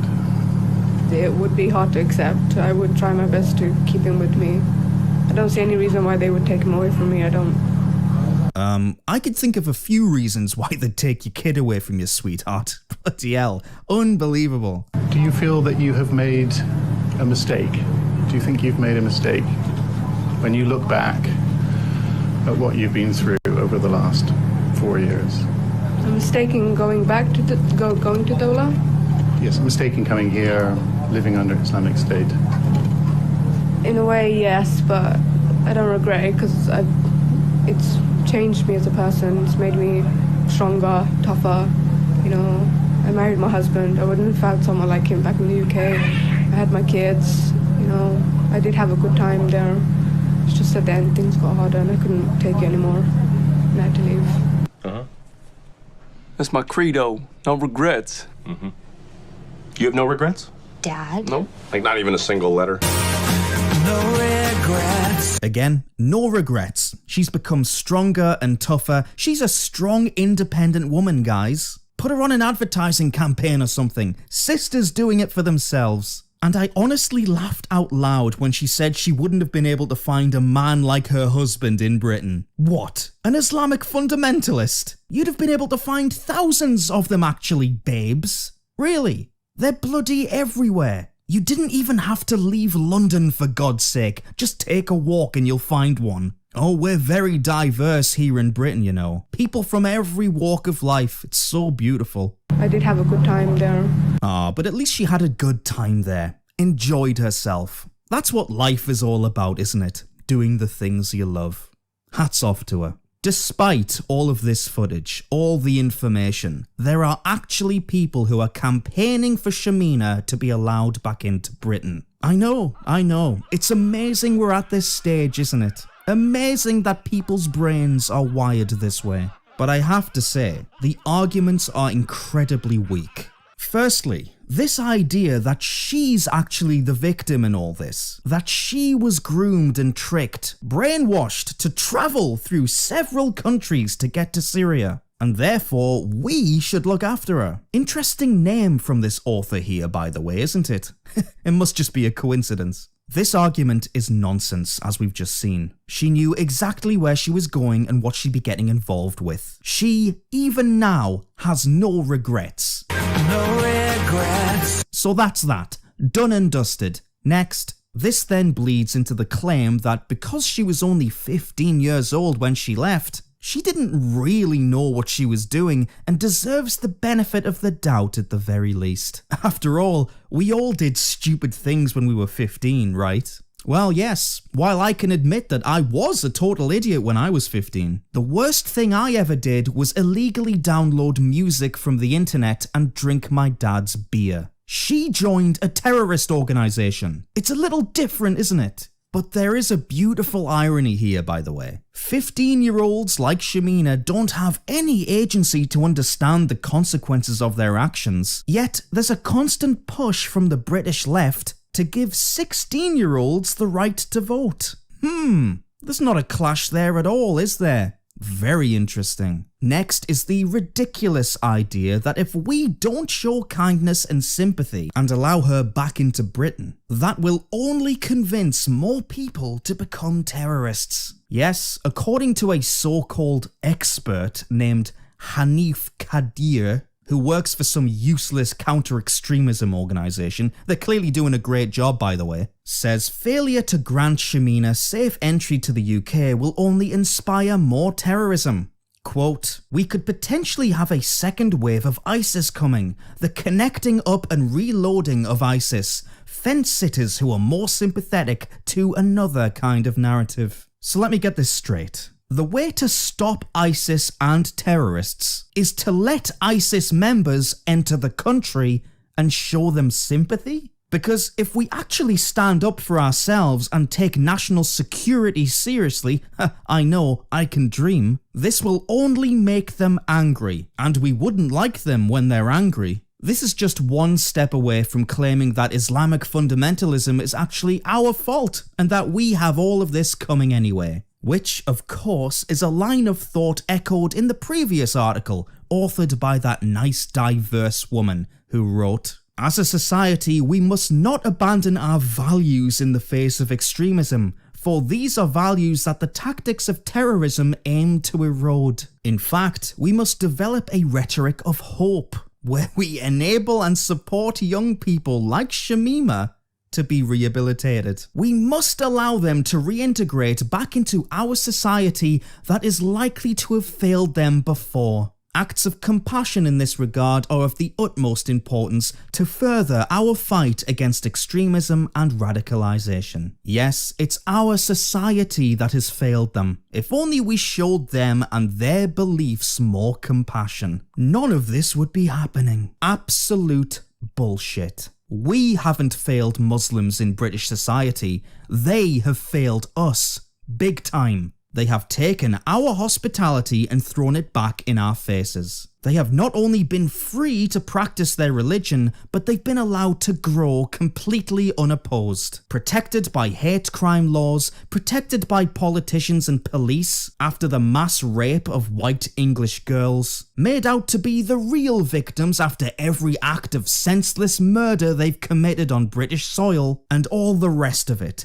Don't give me this insulting shit. Take your apologism, take your weakness and subversiveness and shove it up your ass. My nation is dying because of people like you, and we've had enough. Women like Shamina, as well as thousands of people like her in this country, are a massive stain on our society. She is a security threat, no doubt, and therefore should not be allowed to return. Simple as that. If she is allowed back, rehomed and protected, that would be a betrayal of the British people. The real British people, by the way. The natives. Because they will have been put in harm's way. And not for the first time either. International law dictates that she has a legal right to return, that she cannot be made stateless. But I would suggest that if the safety of the British public could be compromised by going along with this, that law is severely flawed and needs to change. I'm so sick of the weakness and indecisiveness of this country when things like this come up. We'll see how this situation resolves itself in the coming weeks, but for now, allow me to leave you with a truly pathetic comment by Jacob Rees-Mogg on Question Time, and a sensible comment in response. I think we should look at the various different points of this. First of all, she's a British citizen, and she has no other citizenship, and therefore we are not entitled to make her stateless. That is a matter of international law. Then if she returns here, we should apply our law, and if she has broken our law, then that should be investigated.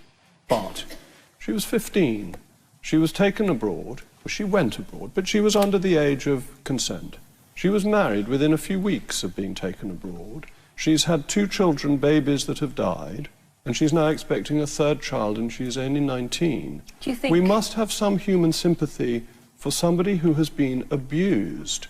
And therefore, yes, of course we're responsible for our actions. I greatly believe in individual responsibility as a political way of approaching life. Do you think taxpayers' money should be spent on bringing her back? Well, I think the original cause of her going abroad was that she was indoctrinated and then married under the age of consent. That is normally seen as abuse, and normally people in that position are a victim. When she comes back, we must, of course, ensure that this nation is safe if she has been radicalised and if she's intending to commit crimes. But we also must have some human sympathy for somebody who was a child when she went abroad. So, no, I totally agree that she should not be allowed to come back in. I take your point, Jacob, that obviously she has been abused. But, you know, when you hear her, there's no remorse at all. And whilst obviously seeing 7 heads in bins, and she's heavily pregnant and she's lost 2 children and she's obviously, you know, expecting a 3rd, that was somebody else's child's head in that bin. And she's got absolutely no remorse whatsoever. I take the point that absolutely we would like to see and get that information from her to understand what she has seen out there. But I'm sorry, in my opinion, I pay my taxes, I do not want that woman coming back here and being rehomed when there are, you know, ex-forces people on the streets that need rehoming, and yet we're going to bring her back with open arms? No, I don't think so.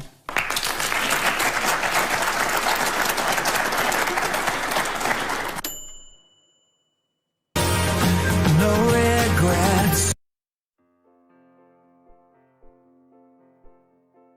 Thank you all so very much for watching once again. If you'd like to support this channel and my work, you can do so in a few different ways. The first is via PayPal. The link is down below. Thank you all so much for your donations. If you'd like to support this channel on a monthly basis, my Subscribe Star is up and running. $5 a month or more will get your name at the end of every single one of my videos as a credit, like these gorgeous people here. The link to Subscribe Star is down below. Join the SS, guys, come on. Alright, see you soon. Have a good one.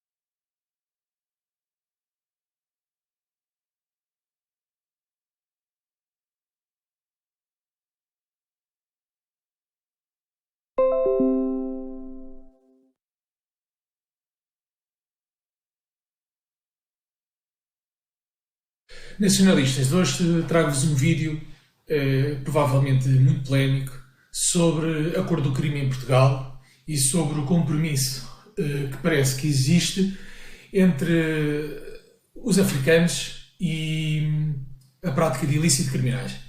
Eu queria-vos ler um texto, assim torna-se muito mais fácil, sobre as diferenças raciais no contexto criminal, que revelam que existe uma correlação entre a origem étnica e a maior ou menor prática de crimes em Portugal. Este é um texto da Nova Ordem Social, que está disponível no nosso fórum, www.novaordensocial.com/fórum, e é um texto que está a ser muito partilhado na internet e que eu gostaria de também partilhar convosco. Baseado em censos de 2011, portanto em factos científicos, baseado no relatório da Direção-Geral dos Serviços Prisionais e num artigo do Jornal Público. Portanto, o marxismo ideológico limita e censura qualquer tipo de estudo científico que possa colocar em causa a igualdade no perfil comportamental ou cognitivo das diferentes etnias que compõem a espécie humana. A nova ordem social não se deixa silenciar pelos grilhões do politicamente correto e afirma perentoriamente que não somos todos iguais, somos distintos. E esta posição diferenciadora não implica qualquer complexo de superioridade ou inferioridade, mas sim uma análise científica do problema. Em Portugal, e agora passo a citar, 1 em cada 73 cidadãos dos PALOP, com mais de 16 anos, está preso. É uma proporção 10 vezes maior do que existe para os cidadãos portugueses, onde 1 em cada 736 cidadãos da mesma faixa etária está detido. O número sobe para 1 em 48 quando se trata de cabo-verdianos, a comunidade africana mais expressiva em Portugal, ou seja, 15 vezes mais. Estes números resultam de um cruzamento feito pelo Jornal Público a partir da informação da Direção-Geral de Reinserção dos Serviços Prisionais relativa a 31 de dezembro de 2016 e censos de 2011. Os cálculos recorrem a uma fórmula usada pelo Instituto de Pesquisa Americano, um dos maiores conceituados dos Estados Unidos, o Pew Research Center. Uma diferença abismal, portanto. Estas estatísticas podem ter várias interpretações e também serem analisadas do ponto de vista racial, já que a maioria da população destes países é negra. Por não existirem dados étnico-raciais em Portugal, há sociólogos que usam a variável imigração dos PALOP como método de aproximação à questão racial. Os resultados seriam diferentes e, acreditam os especialistas contactados pelo Jornal Público, a desproporção aumentaria se houvesse dados sobre portugueses negros que aqui aparecessem diluídos no grupo de portugueses. Sabendo nós que existem centenas de milhares de negros a viver em Portugal, em que a nacionalidade portuguesa lhes foi oferecida, temos de subscrever a posição destes sociólogos que apontam para uma disparidade ainda mais brutal. Passo a citar: para se ter uma ideia da expressividade desta informação, comparando com os Estados Unidos, os afro-americanos têm 5 vezes mais probabilidade de estar na prisão. Diz o mais recente estudo feito pelo think tank da Sentencing Project, ou seja, metade dos valores registados em Portugal quando se analisa os padrões dos PALOP. Assim, é demasiado óbvio que existe uma maior propensão por parte desta comunidade halógena para a prática de ilícitos criminais graves, tal como o Prémio Nobel da Medicina, James Watson, já tinha referido por várias vezes. Aqui chegados, perguntamos o que fazer para combater este problema. A Nova Ordem Social apresenta a solução. No ponto 1, a não aceitação de imigrantes de origem africana em Portugal. O repatriamento, no ponto 2, de todos os estrangeiros que tenham praticado ilícitos criminais. No ponto 3, a reversão da nacionalidade devolvendo aos criminosos de origem não europeia a nacionalidade dos seus progenitores. E no ponto 4, alterar a lei da nacionalidade, substituindo os jus solos pelos jus sanguíneos. Pronto, é isto o que nós propomos. Queria também dizer que acho estranho que os serviços de informação e o CIER andem a monitorizar a extrema-direita em Portugal, quando o próprio diretor da Europol recentemente esteve em Portugal, e vou passar a citar, disse o seguinte: as ideologias de extrema-direita, de qualquer género, são perfeitamente assumíveis, têm os seus eleitores e para mim são respeitáveis. Isto é o diretor da Europol a falar. Refiro-me exclusivamente ao que é parte criminal, que pode ter uma aspiração religiosa ou pode ter aspiração política. Sempre que nos referimos à violência política de qualquer âmbito, é um tema da competência das forças de segurança. Quando não é isso, não temos nada a ver e respeitamos profundamente. Ora, os serviços de informação e segurança deviam ouvir o seu chefe máximo na Europa. Portanto, eles não têm que vigiar e monitorizar a extrema-direita. Eles têm que vigiar e monitorizar indivíduos ou grupos ou grupelhos que estejam a fim de praticar ilícitos criminais. Não é o caso da nova ordem social, porque já fizemos mais de 20 eventos, não existiu nenhum incidente e nós somos uma organização 100% política, 100% legal. Portanto, seguindo esta linha de atuação dos serviços de informação, quem eles deviam estar a monitorizar são, de facto, as comunidades africanas, porque são potencialmente perigosas. E era isto que eu queria dizer.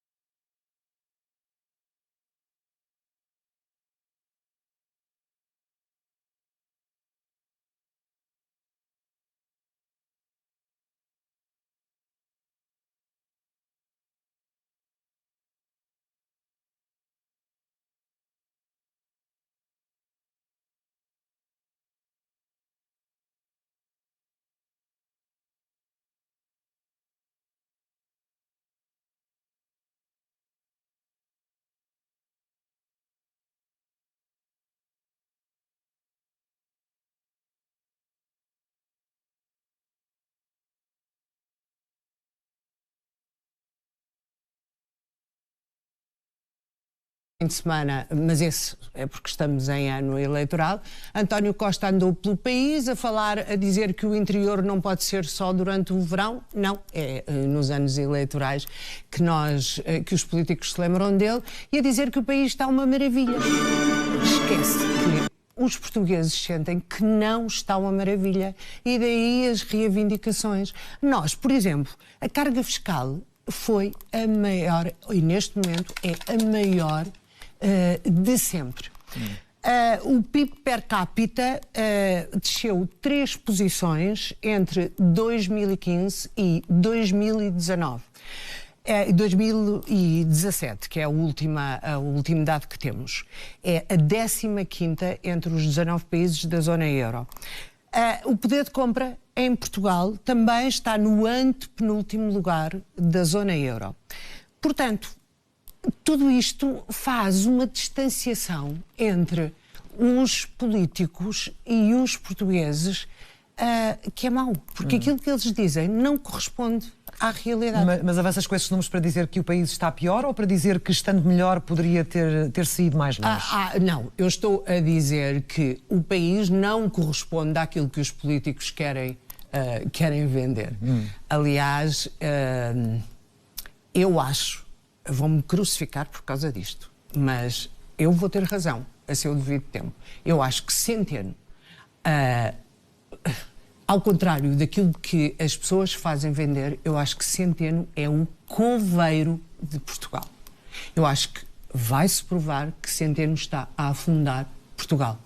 Ainda hoje li um artigo, ou li uma entrevista de Daniel Bessa, em que ele acha que ele não poderá ser o próximo Ministro das Finanças, porque não vai conseguir sustentar esta política que está a seguir.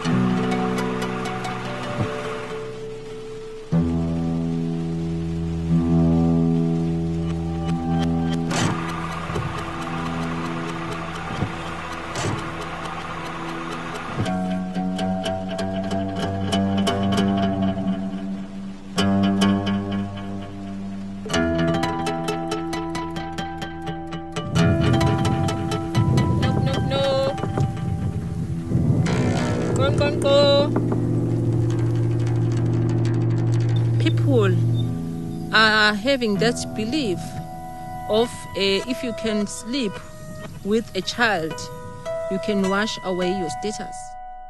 And this is known as the virgin rape myth, and some have speculated that this is what's driving the epidemic in Africa.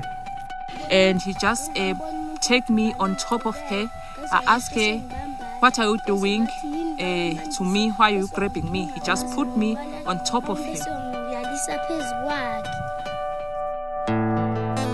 It came in the media, and because the media can influence people, everybody believed that whoever rapes a child is because they want to cleanse themselves of AIDS. In fact, such cases have been very rare. When men rape children, it seems they do it for other reasons. I've had discussions with people who have had such a myth, but most of them were like, they never believed in that. What I think motivates a rapist is a need to control, a need to have power. I tried to fight back.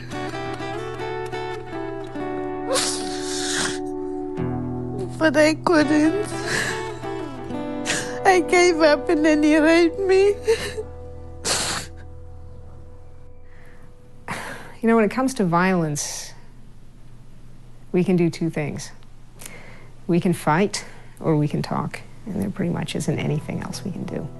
Now what I can say to everyone who will be raped or who is being raped right now, please don't keep quiet.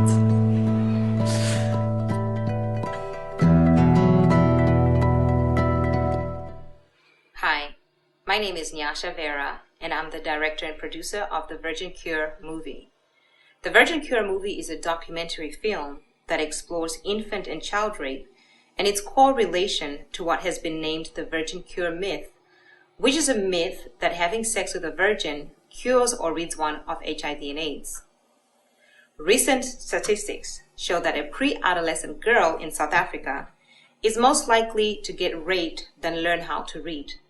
Unfortunately, this atrocity does not only affect South Africa, but the entire sub-Sahara region at large. With the high numbers of HIV and AIDS infections in that area, if a woman or a girl is raped, they are most likely to get infected. Our story follows the lives of 4 young girls who were raped and now have to live with the aftermath. The purpose of our documentary is to raise awareness, to be an advocate and a voice for the silent victims that not only suffer quietly, but have to live with the aftermath, and oftentimes the added stigma of contracting HIV and AIDS through no fault of their own. We would like to shed much needed light to this atrocity, and therefore we are looking to partner with a celebrity who would act as an ambassador for this cause. We would like the celebrity to make appearances as it relates to the film and the cause, i.e. benefit dinners, interviews, and any other related events. Thank you.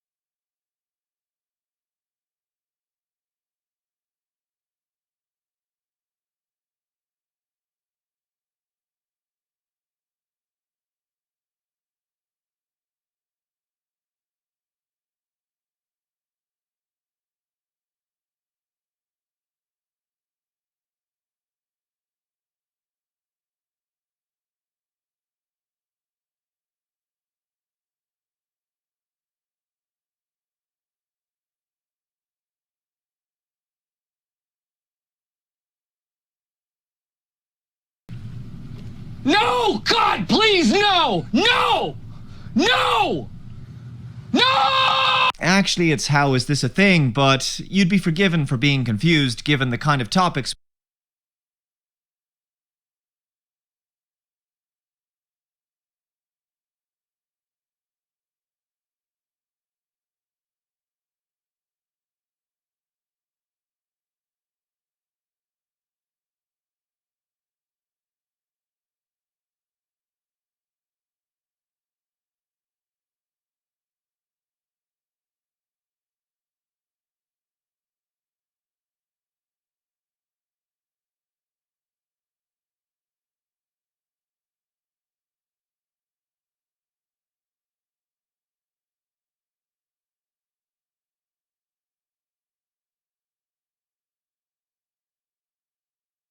we cover on this show.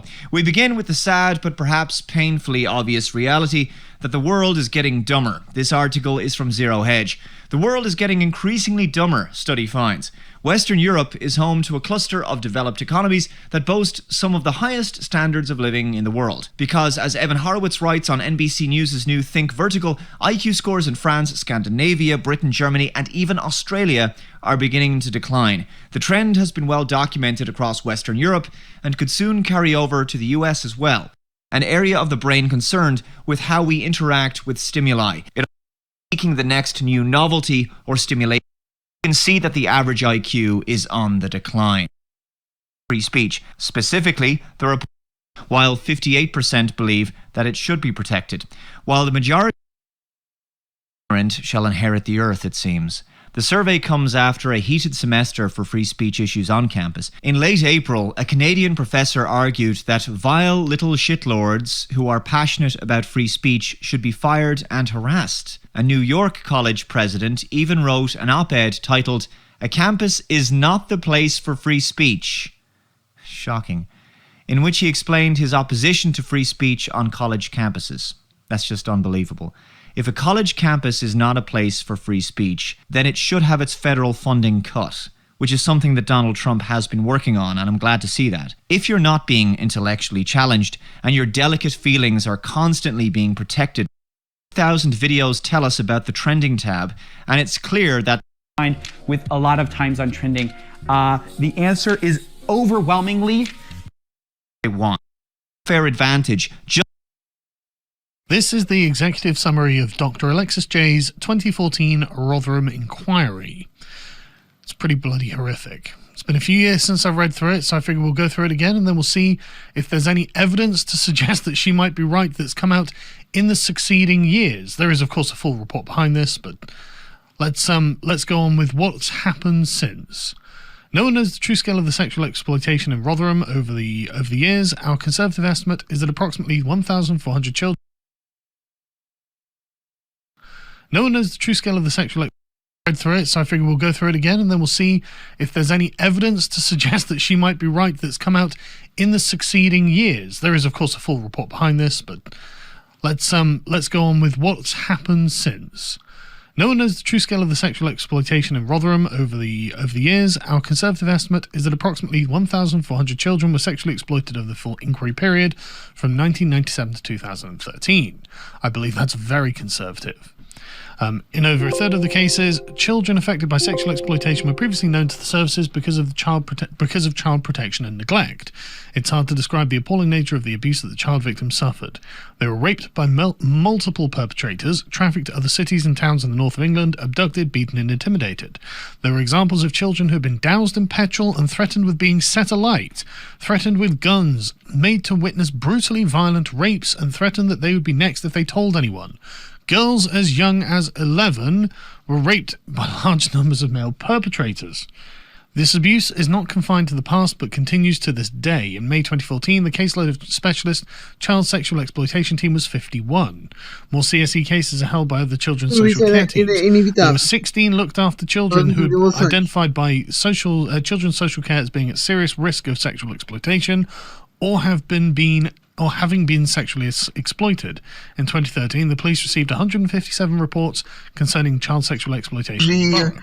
Over the first 12 years covered by this inquiry, the collective failures of political and officer leadership were blatant. From the beginning, there was growing evidence that child sexual exploitation was a serious problem in Rotherham. This came from those working in residential care and from youth workers who knew the young people well. Within social care, the scale and seriousness of the problem was underplayed by senior managers, if you can believe it. At an operational level, the police gave no priority to CSE, regarding many child victims with contempt and failing to act on their abuse as a crime. More on that in a minute. Further stark evidence came in 2002, 2003, 2006, with 3 reports known to the police and council which could not have been clearer in their description of the situation in Rotherham. The first of these reports was effectively suppressed because some senior officers disbelieved the data it contained. This had led suggestions of a cover-up. The other 2 reports set out the links between CSE, drugs, guns and criminality in the borough. These reports were ignored and no action was taken to deal with the issues that were identified in them.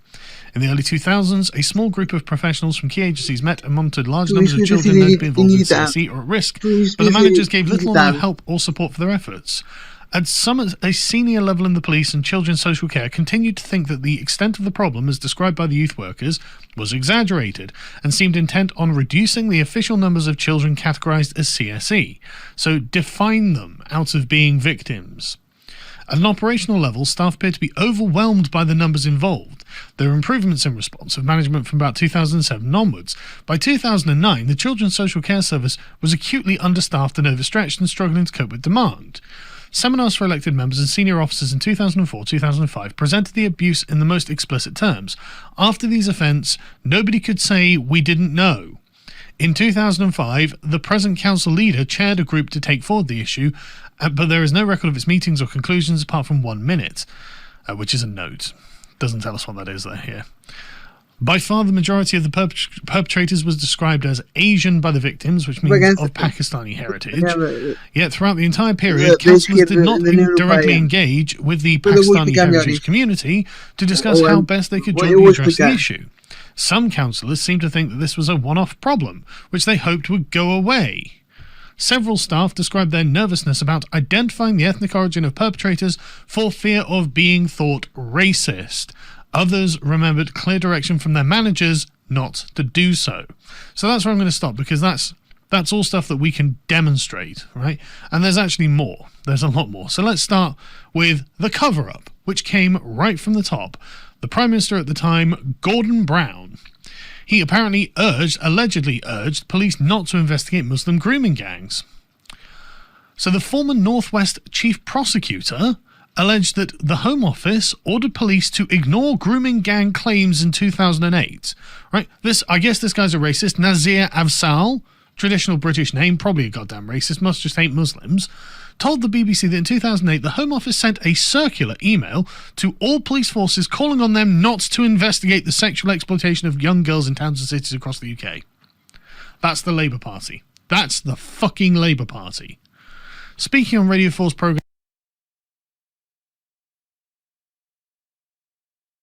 Mr. Afzal, the former North West prosecutor, who reversed the Crown Prosecution Service decision and successfully prosecuted the notorious Rochdale rape gang, said, "You may not know this, but back in 2008, the Home Office sent a circular to all police forces in the country saying, as far as these young girls who are being exploited in towns and cities, we believe they have made an informed choice about their sexual behaviour, and therefore it is not for you police officers to get involved in."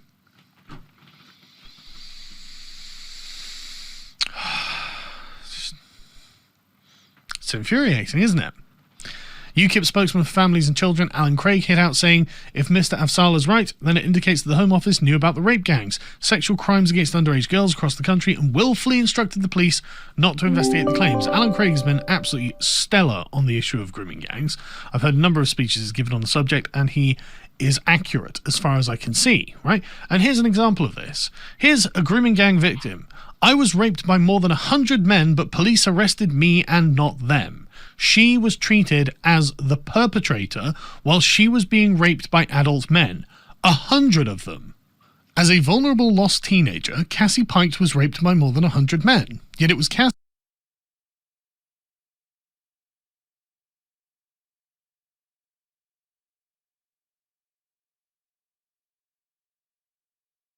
policy, not her string of vile attackers who the police repeatedly arrested.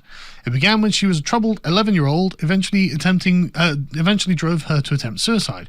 But for 5 hellish years, the authorities turned a blind eye.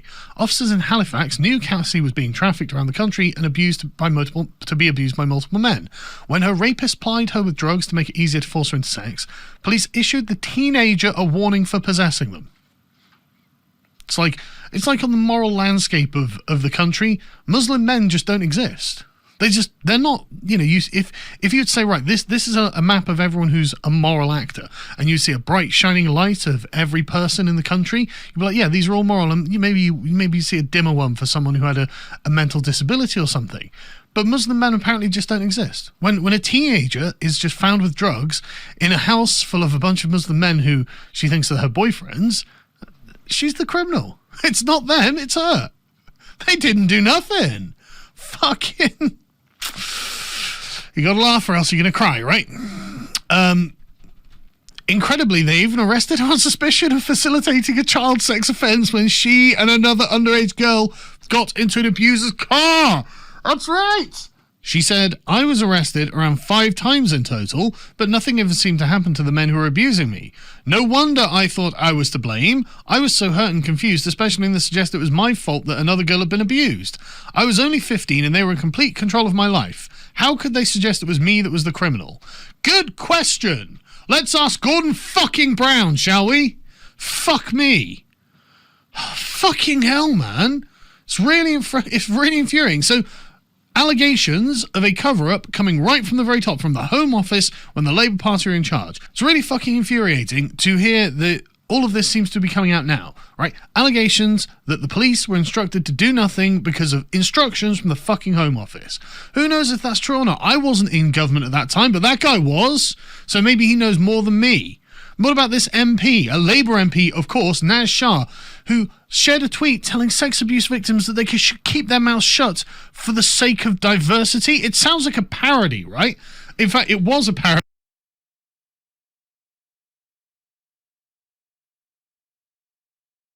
In fact, it was a fucking parody, right? The Labour MP retweeted and liked a tweet from a parody account of a newspaper columnist, Owen Jones, that said, those abused girls in Rotherham and elsewhere just need to shut their mouths for the good of diversity. She liked and fucking shared it. How much more of a cover-up do we need? How much further through the fucking Labour Party does this go? Oh, well, by the way, one of Labour's Muslim peers, a former Labour peer, has been charged with being part of a grooming gang in 1971 to 1974. Fuck me. Where does it end? Well, it ends with people like Sarah Champion, the Labour MP for Rotherham, who decided, look, this is a problem that we might actually have to talk about. Well, she got absolute fury. You can imagine what she was called. She was called a racist by the floppy left, as she describes them, saying people are too scared to speak out about the racial aspect of sex gangs. Well, that does seem like the case, but of course, she had to apologise for the way she had said this. She had to apologise for her poor choice of words. We are literally watching the Labour establishment cover up the results of the cultural enrichment that they unleashed on the country, and when someone speaks out about it, she's the bad guy. How dare you use a poor choice of words to describe the systematic failures of the Labour and local councils and the police in this country when it comes to Muslim men gang raping young English girls? How fucking dare you use a poor choice of words? Unbelievably, I mean, obviously, she got death threats, so she had to have extra security, and these threats were probably fairly accurate. She was also, as Spike have covered very adequately here, persecuted. Absolutely persecuted by her own goddamn party. And obviously not just by her party, by their supporters, by people who are going along going, everyone's racist. But the thing is, it's that these poor children are seen as worthless by their abusers. And I mean that, absolutely morally worthless. Literally as with less worth than an animal, right? And of course, the Guardian's take on this is amazing, right? Part of Alexis Jay's report was how the Muslim grooming gangs described the white English girls and others as worthless, as trash, right? And so Suzanne Moore's, the Guardian's Suzanne Moore, lunatic feminist, obviously. The bigger picture is not as the right claim about ethnicity, but the systematic abuse of girls and boys by powerful men. Really, just powerful. This is just men in general. This is what they do. There's no particular cultural peculiarities about this. No. This is just what men do, right? Look, just skip down to the end, right? The right can only make it about race. Really? Fucking really? It's the right that makes things only about race, is it? I have no problem in calling certain attitudes of certain Muslims appalling, but I just can't see them in isolation from class and gender. Okay, so you're an ideologue in these ways as well as for race. But, I guess Sarah Champion is now part of the right. The right-wing Labour Party MP Sarah Champion, who says, hey, maybe we should consider race and culture in this. And to be honest with you, the term race is a misnomer, right? It's not about race. It's about culture. It really is about culture and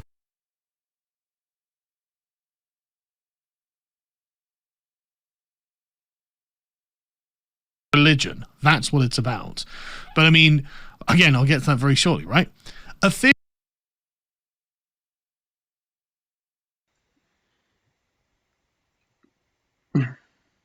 Really? Just powerful? This is just men in general. This is what they do. There's no particular culture. Eu gosto muito do Sergão, mas ainda não tomou a red pill por completo. Cultural peculiarities about this. No. This is just what men do, right? Look, just skip down to the end, right? The right can only make it about race. Really? Fucking really? It's the right that makes things only about race, is it? I have no problem in calling certain attitudes of certain Muslims appalling, but I just can't see them in isolation from class and gender. Okay, so you're an ideologue in these ways as well as for race. But, I guess Sarah Champion is now part of the right. É uma cara tipicamente inglesa. Não, isto tem a ver com raça e tem a ver com cultura.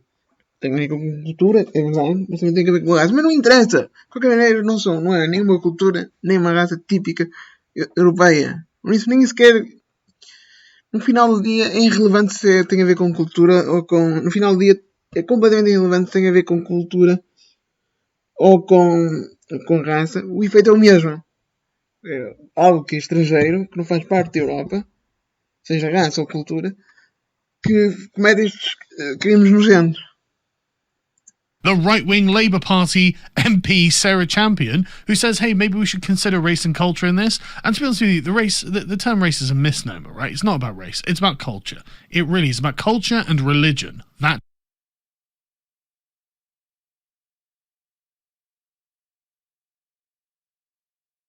Eu acho que também tem a ver um bocado com raça, porque os pretos da Somada também violam muito, não é? E é como eu digo, ele não tomou pelo completamente. E os pretos de Angola também violam muito mais. Quando foi, por exemplo, na Segunda Guerra Mundial, os soldados franceses que vinham da Legião Francesa, mas que vinham do Senegal, eram franceses no sentido que faziam parte do Império Francês, do Senegal na Segunda Guerra Mundial, violaram uma aldeia inteira, violaram múltiplas aldeias, mas é uma aldeia inteira ou múltiplas aldeias, no norte de Itália e no sul de França. E pelo menos mais uma aí no sul de França. Mas continuando. That's what it's about. But again, I'll get to that very shortly, right? A fear of being called racist is preventing authorities from investigating the reasons behind child abuse cases, Sarah Champion had claimed. Right? This is something the Labour Party have created in this country. Left-wing activists have created an atmosphere where we are not allowed to discuss things because we are afraid of becoming social pariahs by everyone calling us racist. It's why it can't work anymore. It's why, the left are calling everyone this all the time and people just laugh it off now. They just laugh it off. It's like, well, whatever. You call everything fucking racist. So to be honest with you, I don't care what you say. I don't trust a leftist's attitude on what racism is. I don't think they know. Any definition they come out with is warped beyond all belief. But the thing is, right, it's not really about race. It's about religion, okay? It's fucking about religion. It's because they are complaining. Oh, no, not even complaining, right? That's just their opinion, right? They think that because white Western girls and Sikh girls sometimes and Hindu girls don't adhere to Islamic modesty standards, then they're free, just open game, open season on them. They're just white worthless whores and nobody cares. These are the descriptions that these men give in their trials as they yell Allahu Akbar when they're led from court, because they are Muslim identitarians. They are religious identitarians. This is about their religious convictions in regard to the wider society. And as the lady I interviewed from, I think she was from Hull or somewhere like that, the other day said, she thinks they're basically racist against English people. And, well, I mean, is she not? I mean, are they not? I mean, they view the white girls as worthless trash. If I would say I view black girls as worthless trash, I would be called a racist. If I would say I view Pakistani girls as worthless trash, I would be called a racist. If these men say they view white girls as worthless trash, oh, you know, shut up for the sake of diversity. Facilitating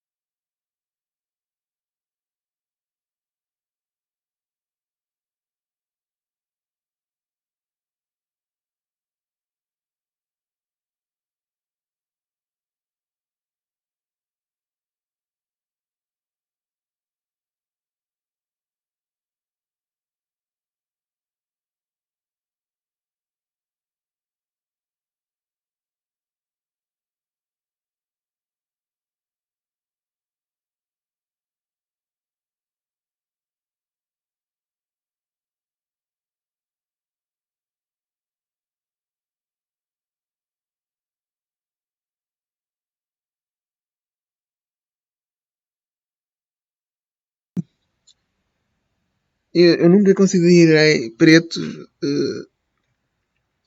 lixo sem valor. Que eu considero que eles não são adequados para estar aqui. Quantos menos aqui estiver, melhor é para toda a gente, incluindo eles. E que... E pronto, estou um bocadinho chateado por termos roubado Angola e Moçambique. Eu já disse que eles não vieram de Angola. Os pretos não são originários daquela zona da África, de Angola, Moçambique, Guiné, Bissau. Eles são daquela zona do Congo e Zimbábue. Ali, mesmo no interior, não daquela zona. E que são um bocadinho mal agradecidos, porque se não fossem os europeus, já tinham sido extinguidos. Mas nunca achei que eles fossem lixo sem qualquer tipo de valor. While Nintendo took over the TV in many homes, the company had yet to dominate gaming on the go. With the release of the Game Boy, that all changed. Nintendo led the market with a relatively modest machine in comparison to competitors like the Game Gear or Atari Lynx. As is a common trend with Nintendo, the design of the handheld didn't rely on power alone, with many praising the system for its long battery life and rugged build quality.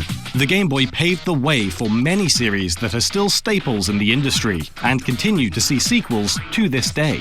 One of the best-selling titles for the system was Tetris, though this is likely contributed by the fact that many Game Boys were bundled with the puzzle game. The game was so popular that even Apple co-founder Steve Wozniak was an avid player. His passion and skill with the game was particularly noteworthy, as he'd regularly send in his scores multiple times to Nintendo's official magazine, Nintendo Power. His scores often reached the top of the scoreboards. However, Nintendo Power eventually stopped publishing his name in the magazine because of his constant dominance. This didn't deter the entrepreneur, who managed to get around his shadow ban from the charts by submitting his scores under another alias, Yvetz Kenzau. This name would be approved and put onto these score tables, despite the fact that it's a thinly veiled disguise, simply being Steve Wozniak spelled backwards. Another powerhouse of the Game Boy was undoubtedly the Pokémon franchise. It's fairly common knowledge that the original Pokémon games had many errors, but this seems to stem to the game's box as well. The blurb on the back of the boxes states that the player can catch 139 different Pokémon without trading. However, a player can only obtain 124 Pokémon in a single playthrough without trading. This is because the 139 number includes Pokemon that the player could attain, but has to choose between. It doesn't take into account that players must choose between the Omanyte and Kabuto families, the Evolutions, Hitmonlee or Hitmonchan, and the 3 starting Pokemon lines. It also doesn't take into account the 4 Pokemon that only evolve when traded. As a side note, we also found that this line stating that 139 Pokemon can be obtained in the game is incorrect on early versions of the back of the Pokemon Blue box, which seems to be a copy-paste of the blurb from Pokemon Red. This mistake was fixed in later revisions. 2 more franchises that made a stand on the Game Boy are the Mario Land and Kirby series. These 2 platforming giants did so well on the handheld that they were used to educate children. The Japan-only VHS tape, titled Mario Kirby Meisaku, which means Mario Kirby Masterpiece in English, was an animated short made to teach Japanese children various kanji symbols. It didn't feature much animation, however, and was mostly still images accompanied with Japanese text. The short was split into 2 stories, one loosely based on Super Mario Land 2 featuring Bunny Mario, Wario, and Peach, and another based on Kirby returning a lost puppy to its mother. The video is narrated and voice acted by Mayumi Tanaka. This in particular is noteworthy, as this is the first time Kirby was ever given a voice. Speaking of Kirby, there's some interesting trivia within Kirby's Pinball Land. By default, the game's high scores are held by Zephyra, Fisali, Dendrob, and Gerbera. These names are actually a reference to characters from Mobile Suit Gundam 0083. The names are short for GP01 Zephyranthes, GP02 Physalis, GP03 Dendrobium, and Gerbera Tetra. Another fact about Kirby's Pinball Land is that its game engine was likely used for Pokemon Pinball. This is based on the similar gameplay of the 2 games, and the fact that HAL Laboratory are credited in Pokemon Pinball, even though the game was developed by Jupiter Corporation. A fair amount of games on the handheld contain hidden messages and content. Within the data of Spider-Man 2, The Sinister Six, a hidden message can be found which references several of the game's developers: Grant Davies, Michael Smith, Peter Suwara, Paul Clark, and Ivan Kenny Sumiga. The message reads, Grant was last seen fleeing Taurus Games with a briefcase packed full of money under each arm. He remains wanted in 4 states. Smitty made several unsuccessful attempts to circumnavigate the world in a lunchbox. He now lives in Peru. Peter Stinky Suwara devoted his life to the quest of spiritual enlightenment. He has lived in recluse since Spider-Man. Paul submitted several game designs to Activision, all featuring a snowboard and a railgun. None were accepted. Ivan was arrested after a hosting series of wild parties with crazy antics. He is currently serving 32 life sentences in a state penitentiary. In Sabrina, the animated series, Zapped, hidden messages actually change depending on which regional version of the game is being explored. In the US version, there are 3 instances of the same message reading, "Hello there." But in the EU version, it seems the developers were aware that people would look at their game data, so included a little joke. The 3 messages includes a single instance of "Hello there," as well as "Wow Salem, so this is what the inside of a hex editor looks like," and "Hey look, someone ripped our game." Strangely, another piece of code is a reference to a file path for one of the developer's computers, or more specifically, a reference to their Zone Alarm antivirus settings. The Game Boy Color game Looney Tunes Collector Alert has its own hidden image too, which is only accessible through a cheat device. To see it, the player must use the Game Genie code 8A1-7DA-F74, then hit reset. This time the message is in French, and shows a young child with the words "From the team at Martian Alert," with Bugs Bunny saying, "Hi Jeremiah," likely included by a developer as a hidden message to their son. Next on the list, we're talking about SpongeBob SquarePants' Legend of the Lost Spatula, which was the first dedicated SpongeBob game. Not only does the game have a hidden level select menu, it also has at least one unused area. There's a room to the right of the outer town map that can be accessed by hacking the game. The room in question appears to be a version of SpongeBob's living room that resembles the Season 1 episode Jellyfish Jam.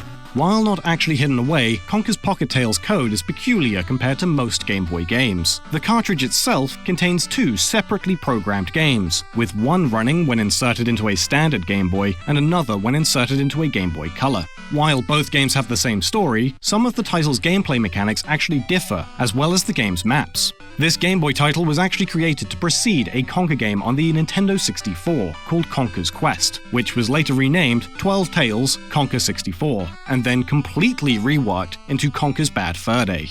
As a result of these early plans changing, Pocket Tales has absolutely no connection to Conker's N64 misadventure at all.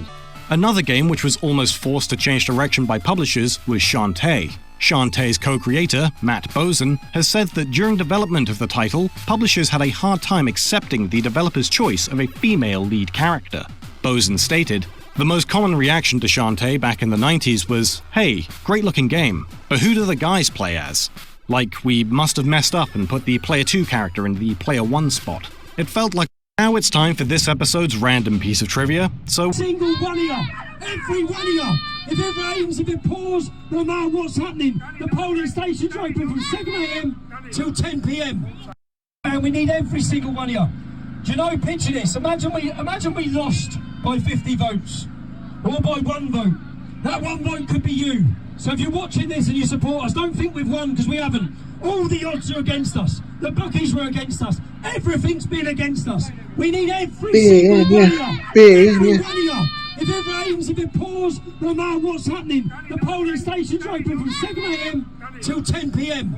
Please, speak to your friends, speak to your family. There's only one thing you need to be asking people when you see them tomorrow.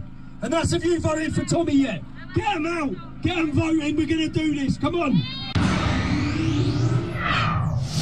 So you just finished up your final rally for your political campaign. How are you feeling? Are you excited? Are you nervous for tomorrow for voting day? I'm excited. It's happening. It's happening. I hope I don't end up eating my words of this whole election campaign. I'm excited. The support, you've seen the support. Everywhere we go, it's getting them voting. And if we can do that, I also know what the future will bring. I know we're going to inspire a generation of our people to get out and vote and to take back our country. We've watched as it's rotting, and we see so many crazy in Parliament. So I'm excited. I'm excited. I'm excited. Not just I'm excited for myself. I'm excited for every one of these people to feel that buzz. I'm excited for people who aren't even from the Northwest, who are from our community, who are part of our movement, who are going to feel it and think, they done it. We done it. I'm excited for the momentum that will build from this. It'll be like a of people. It's getting them to vote, and tomorrow could be the day that shocks the world when people think, oh my God. So you're feeling confident? I'm feeling confident. Donald's milkshake right in the side of the face. I'm Jessica Schwentynowski with The Rebel, and we are here in Salford, where Tommy Robinson is having his last and final rally for his political campaign for MEP. Today is May 22nd, which is the anniversary of the Manchester bombings. Tommy did respect that and hosted a minute of silence where the opposition was completely disrespectful, and they did not stay silent. They were chanting, they were waving their flags and being loud. It was absolutely disgusting. 2 years ago today, what happened in the beautiful city of Manchester? We witnessed our children attacked. I want to start. All of us, they won't respect it because they respect nothing. So every one of us will just start off in a minute's silence, but during that minute's silence, think of every single victim. Children from these cities were blown to pieces. People talk about those that died. We talk about the people who died on 7/7. 700 people lost their limbs on 7/7. Even the people that didn't die, their lives were changed forever in attacks against our country. So we just start off in a minute's silence, remembering all the victims.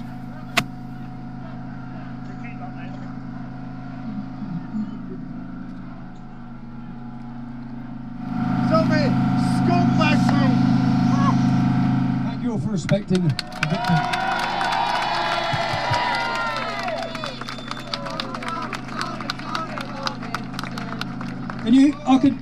During the minute's silence, I heard their screams.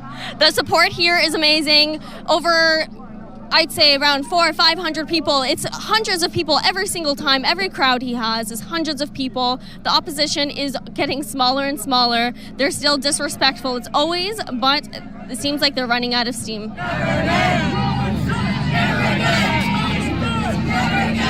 What do you think Tommy's chances are of winning?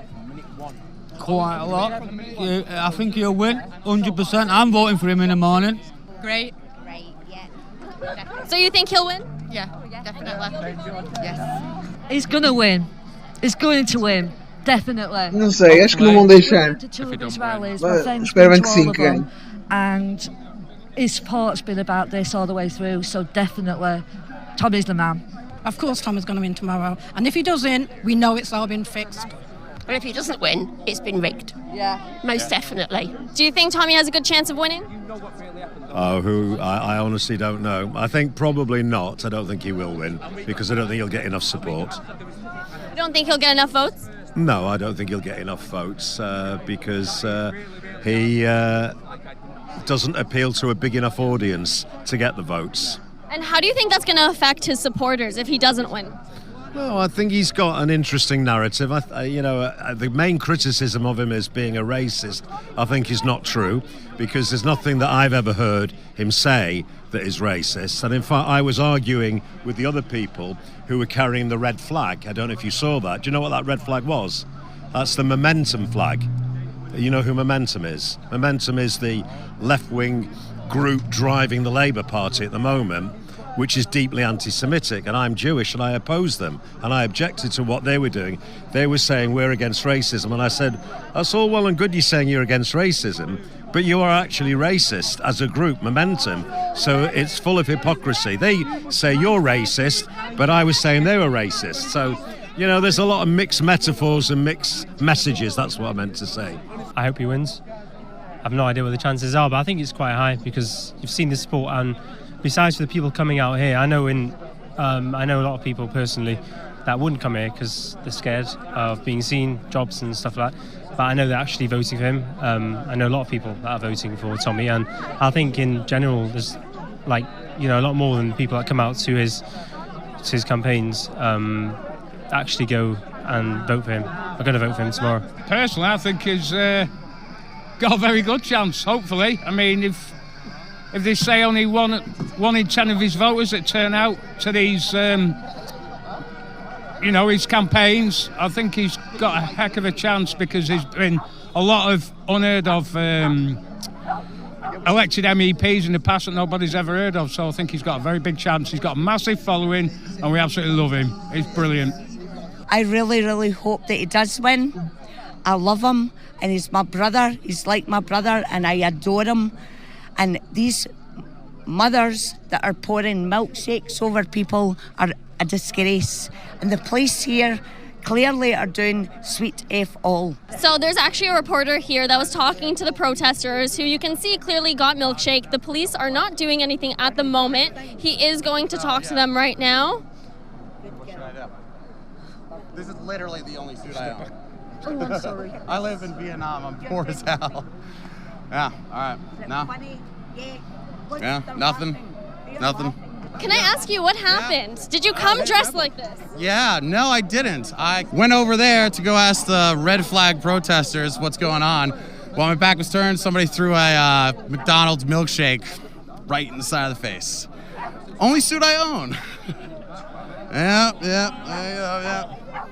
Not only did the protesters milkshake a reporter there trying to just speak to them during the rally, they actually attacked this car right behind me, which was just parked. They attacked it and carved in the word Antifa into the hood. So they're vandalizing cars, they're throwing milkshakes, and they also didn't respect the minute of silence for the anniversary of the Manchester bombings. That's the tolerant left. That's supposed to be the peaceful, all love, no hate tolerant left, which is funny because our side here, Tommy's side, had the Star of David flag hanging. There's people of all colors, and there's been nothing but love spread. This is not the side that is vandalizing and starting terrible, violent actions against protesters. It's the protesters, it's the Antifa that are actually causing problems. I'm here in the UK to report on Tommy Robinson's campaign because I don't trust the mainstream media to do so fairly. And the name that he gets stuck with is Brand the Broken. It's one tiny example of the ways that people think about disability. Excuse me! Excuse me! It's a TV show! Who cares? There's bigger issues out here! Our rep is fine, okay? We don't need a TV show to find us, okay? Let's live our life and worry about bigger issues. Well, the disabled are at it again. This time, menaces to society, Ricky Berwick and real young Crip Shout out to both of these gentlemen for keeping it real. Shout out to Ricky's cat, who is on the mend after some vet Ricky. work. Both of these people are problems, to say the least, because they won't allow themselves to be used to stand on to push ideologies, victimhood culture. They don't want to be seen as victims. Now, this is my interpretation. I would say that we speak often. I don't know if I could say that I know them very well, but we speak often. And this is what I've gleaned, is that they don't want to be seen as victims. And that's something that I have huge respect for. This is an excuse that many people use and will live by. Yes, believe me, I'll never know, what it's like to have gone through childhood and middle school and high school, being the wheelchair kid. All right, I get it. It's got to be awful. But at some point, you got to grow up and make the best of your life and not constantly point at everybody else for your own failings. I mean, look at how things are today with, go back just 50 years, wheeled individuals, it would be almost impossible for them to make a living. Now you can be a social media star. You can work in all sorts of different fields now that the internet's a thing. I mean, things are getting better, as whatever is within reason, but there's obviously bigger fish to fry in this community. But nope, got to piggyback on Game of Thrones, apparently, where now this puts out a video complaining about Bran's name. So the author goes, Jesus, my mentions is a trash fire. Some A-hat who didn't like my video about Bran the Broken tweeted a video reply, and he has over 270,000 followers. I've blocked 100 people so far. Truly a whack-a-mole in my mentions. Sheesh, this is worse than the CGers. Comicators, I assume? Nah, scratch that. I got threats and called the N-word, so... yes, I haven't even been online all day, and all I see is my mentions. Imagine complaining about your Twitter mentions. Imagine complaining about Twitter mentions when your legs don't work. And then, of course, it devolves into this thing where you have... Eu nem sequer tenho Twitter. Eu fui expulso mesmo. Please go report people in Ms. T. Franklin's mentions. She was singled out and tagged in a white guy's rant. And he has a huge account and his followers are gross. If you don't see this as a problem, you are the problem. She retweeted Mortuary Report's video, and that's the person who made this video, expressing her support. This dude makes a video rant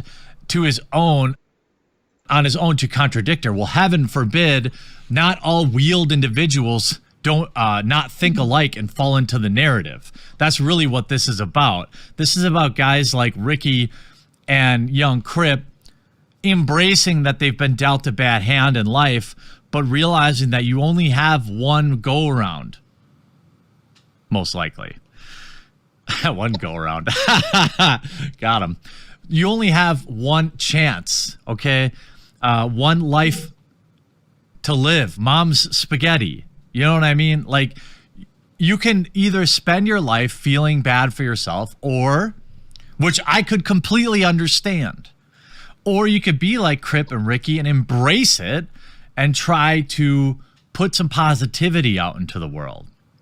The idea that this is targeted or, that they had bad intentions is absurd. And these people are calling them ringleaders. These two are the ringleaders. That is Ricky, of course, and Crip. Hi, Ricky. I hope Shady is okay and coming home soon. That's his cat. My fiance and I are running in-home vet. I occasionally work as a freelance journalist, as y'all figured out. If you ever want to have a conversation about the way to interact with other disabled humans over topics like this, it could be interesting. Crip says, I just want to start by making it very clear that this is as much as everyone wants to believe that me and Ricky orchestrated an elaborate campaign. We didn't. We made our thoughts on the subject publicly known in the form of silly dumb jokes, and that was it. I feel like I speak for both me and Ricky when I say that nothing is ever done with any sort of aggression or intention of sending anyone any form of hate. People seem to jump to this really fast to make accusations to hold little no weight. It was all done out of lighthearted. Then she goes on to say, I know you're both smart enough to know that having audiences of y'all sizes leads to a mob mentality, whether you intend it or not. You're inflicting those that will take things too far when you starting your reaction. So essentially what they're saying is, because you have a large following, okay, you're not allowed to disagree. Okay. That's the implication Okay, here. What Ace, who is the person that made this video, and she's entitled to her opinion. Said that they're taking all of our feedback and making adjustments to Sonic's design. Praise Mobius, maybe that means we're gonna get Sonic a much-needed teeth extraction. But you know what, Paramount Pictures? Save your money, because Team Theorist over here has already done the good work for you. You can thank us later. For your consideration today, I present to you an improved version of the Sonic trailer. I must accelerate rapidly.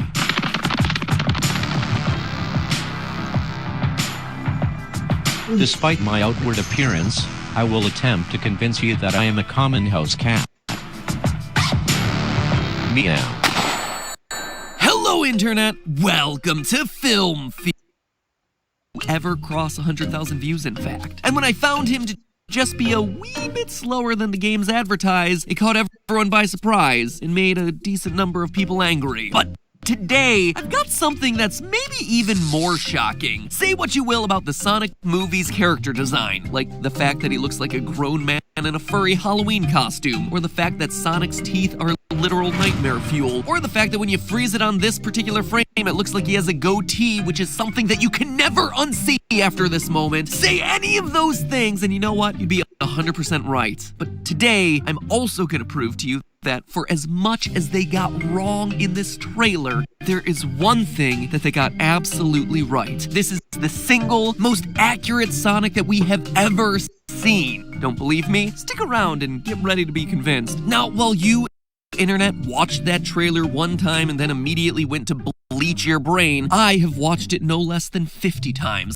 And let me tell you this, watching this thing frame by frame gives you some great insights into this movie, like this really uncomfortable CGI as they fall through Sonic's golden teleportation ring, or how Sonic's head can just kinda detach from his body, just like that, or how the electricity that Sonic generates just kinda appears everywhere for some reason, that it's not necessarily tied to the location that he just traveled through, because we all know Sonic's classic ability to produce lightning. What? Anyway, what I learned the most about was his speed. You see, Sonic demonstrates a lot of different speeds throughout this trailer. At the very beginning, he clocks in at a whopping 760 miles per hour on the sheriff's dash-mounted radar gun. Given credit where credit's due, this is actually a pretty cool Easter egg, since Sonic is known for rolling around at the speed of sound, and the speed of sound is 767 miles per hour. So he is, in this scene, rolling around at the speed of sound. So the movie got that fact about Sonic totally right, and got everything else in this scene totally wrong. You see, Sonic running past a radar gun like that probably wouldn't return a speed reading at all. Speed guns shoot radio waves forward, which bounce off the target and back at the gun. Since Sonic is moving away from the gun, those bounced back waves would get stretched out. If Sonic was approaching the gun, those waves would have gotten compressed. This is called the Doppler effect, with the gun measuring the change in radio wave frequency and then converting that into a final speed. Here's the thing though, cops aren't dealing with cars traveling at near Sonic speeds. As such, police radar guns tend to cap out at 200 miles per hour, meaning that Sonic, to their equipment, would probably be invisible. But this scene is just Sonic and his trailer getting warmed up. After performing a few stretches, we see Sonic's speed hit whole new levels. In these two frames, we see Sonic erupting into a massive explosion that knocks out power for, apparently, the entirety of North America, starting in Mexico.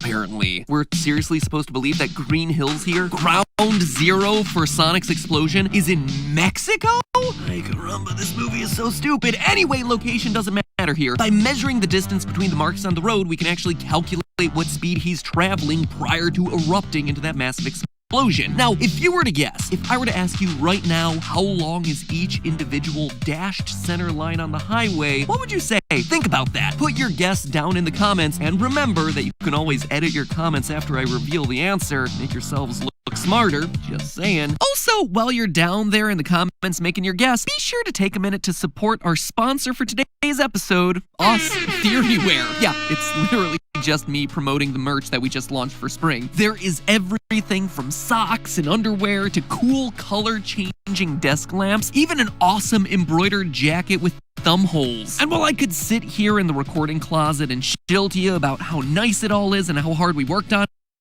shirt is, to be honest, I really this channel and all of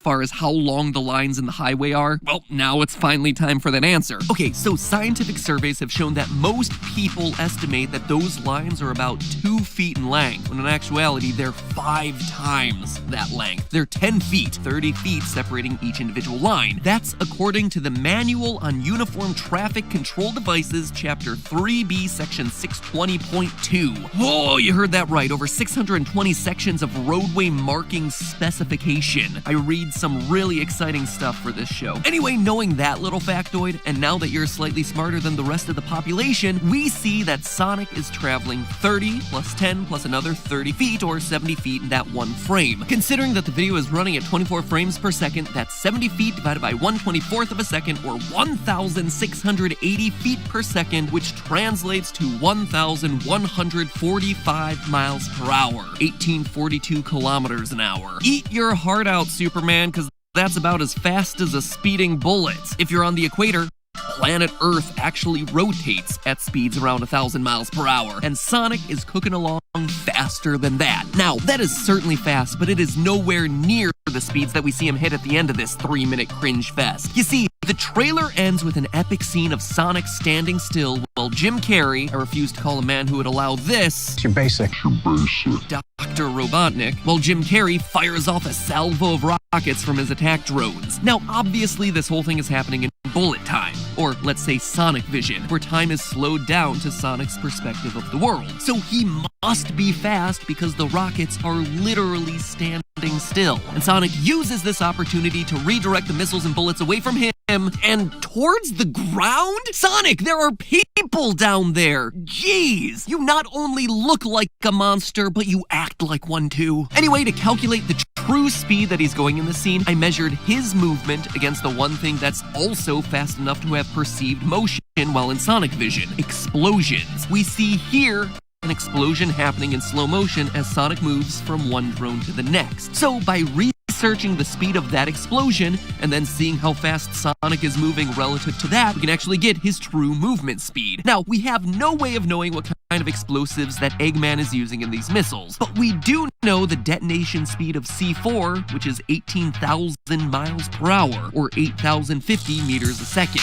So we can use that as an approximation for what we're seeing here. Knowing that Sonic is the size of a small child in the movie...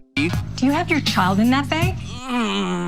Which coincides with his canon heights plural, because Sonic the Hedgehog has 2, of course, which are always around 3 feet. We can actually estimate the size of each of these drones to be similar to this existing spherical drone that's 88 centimeters in diameter, or about 2.8 feet. It takes 0.5 seconds of Sonic time for the drone to explode to their diameter, and in that time, 10 frames of footage, Sonic is able to travel 4 times the diameter of the drone. So doing a few calculations and proportions, we're able to conclude that Sonic is moving in this scene at 72,038 miles an hour. That is 32,204 meters a second. For reference, the fastest ever spacecraft was 36,000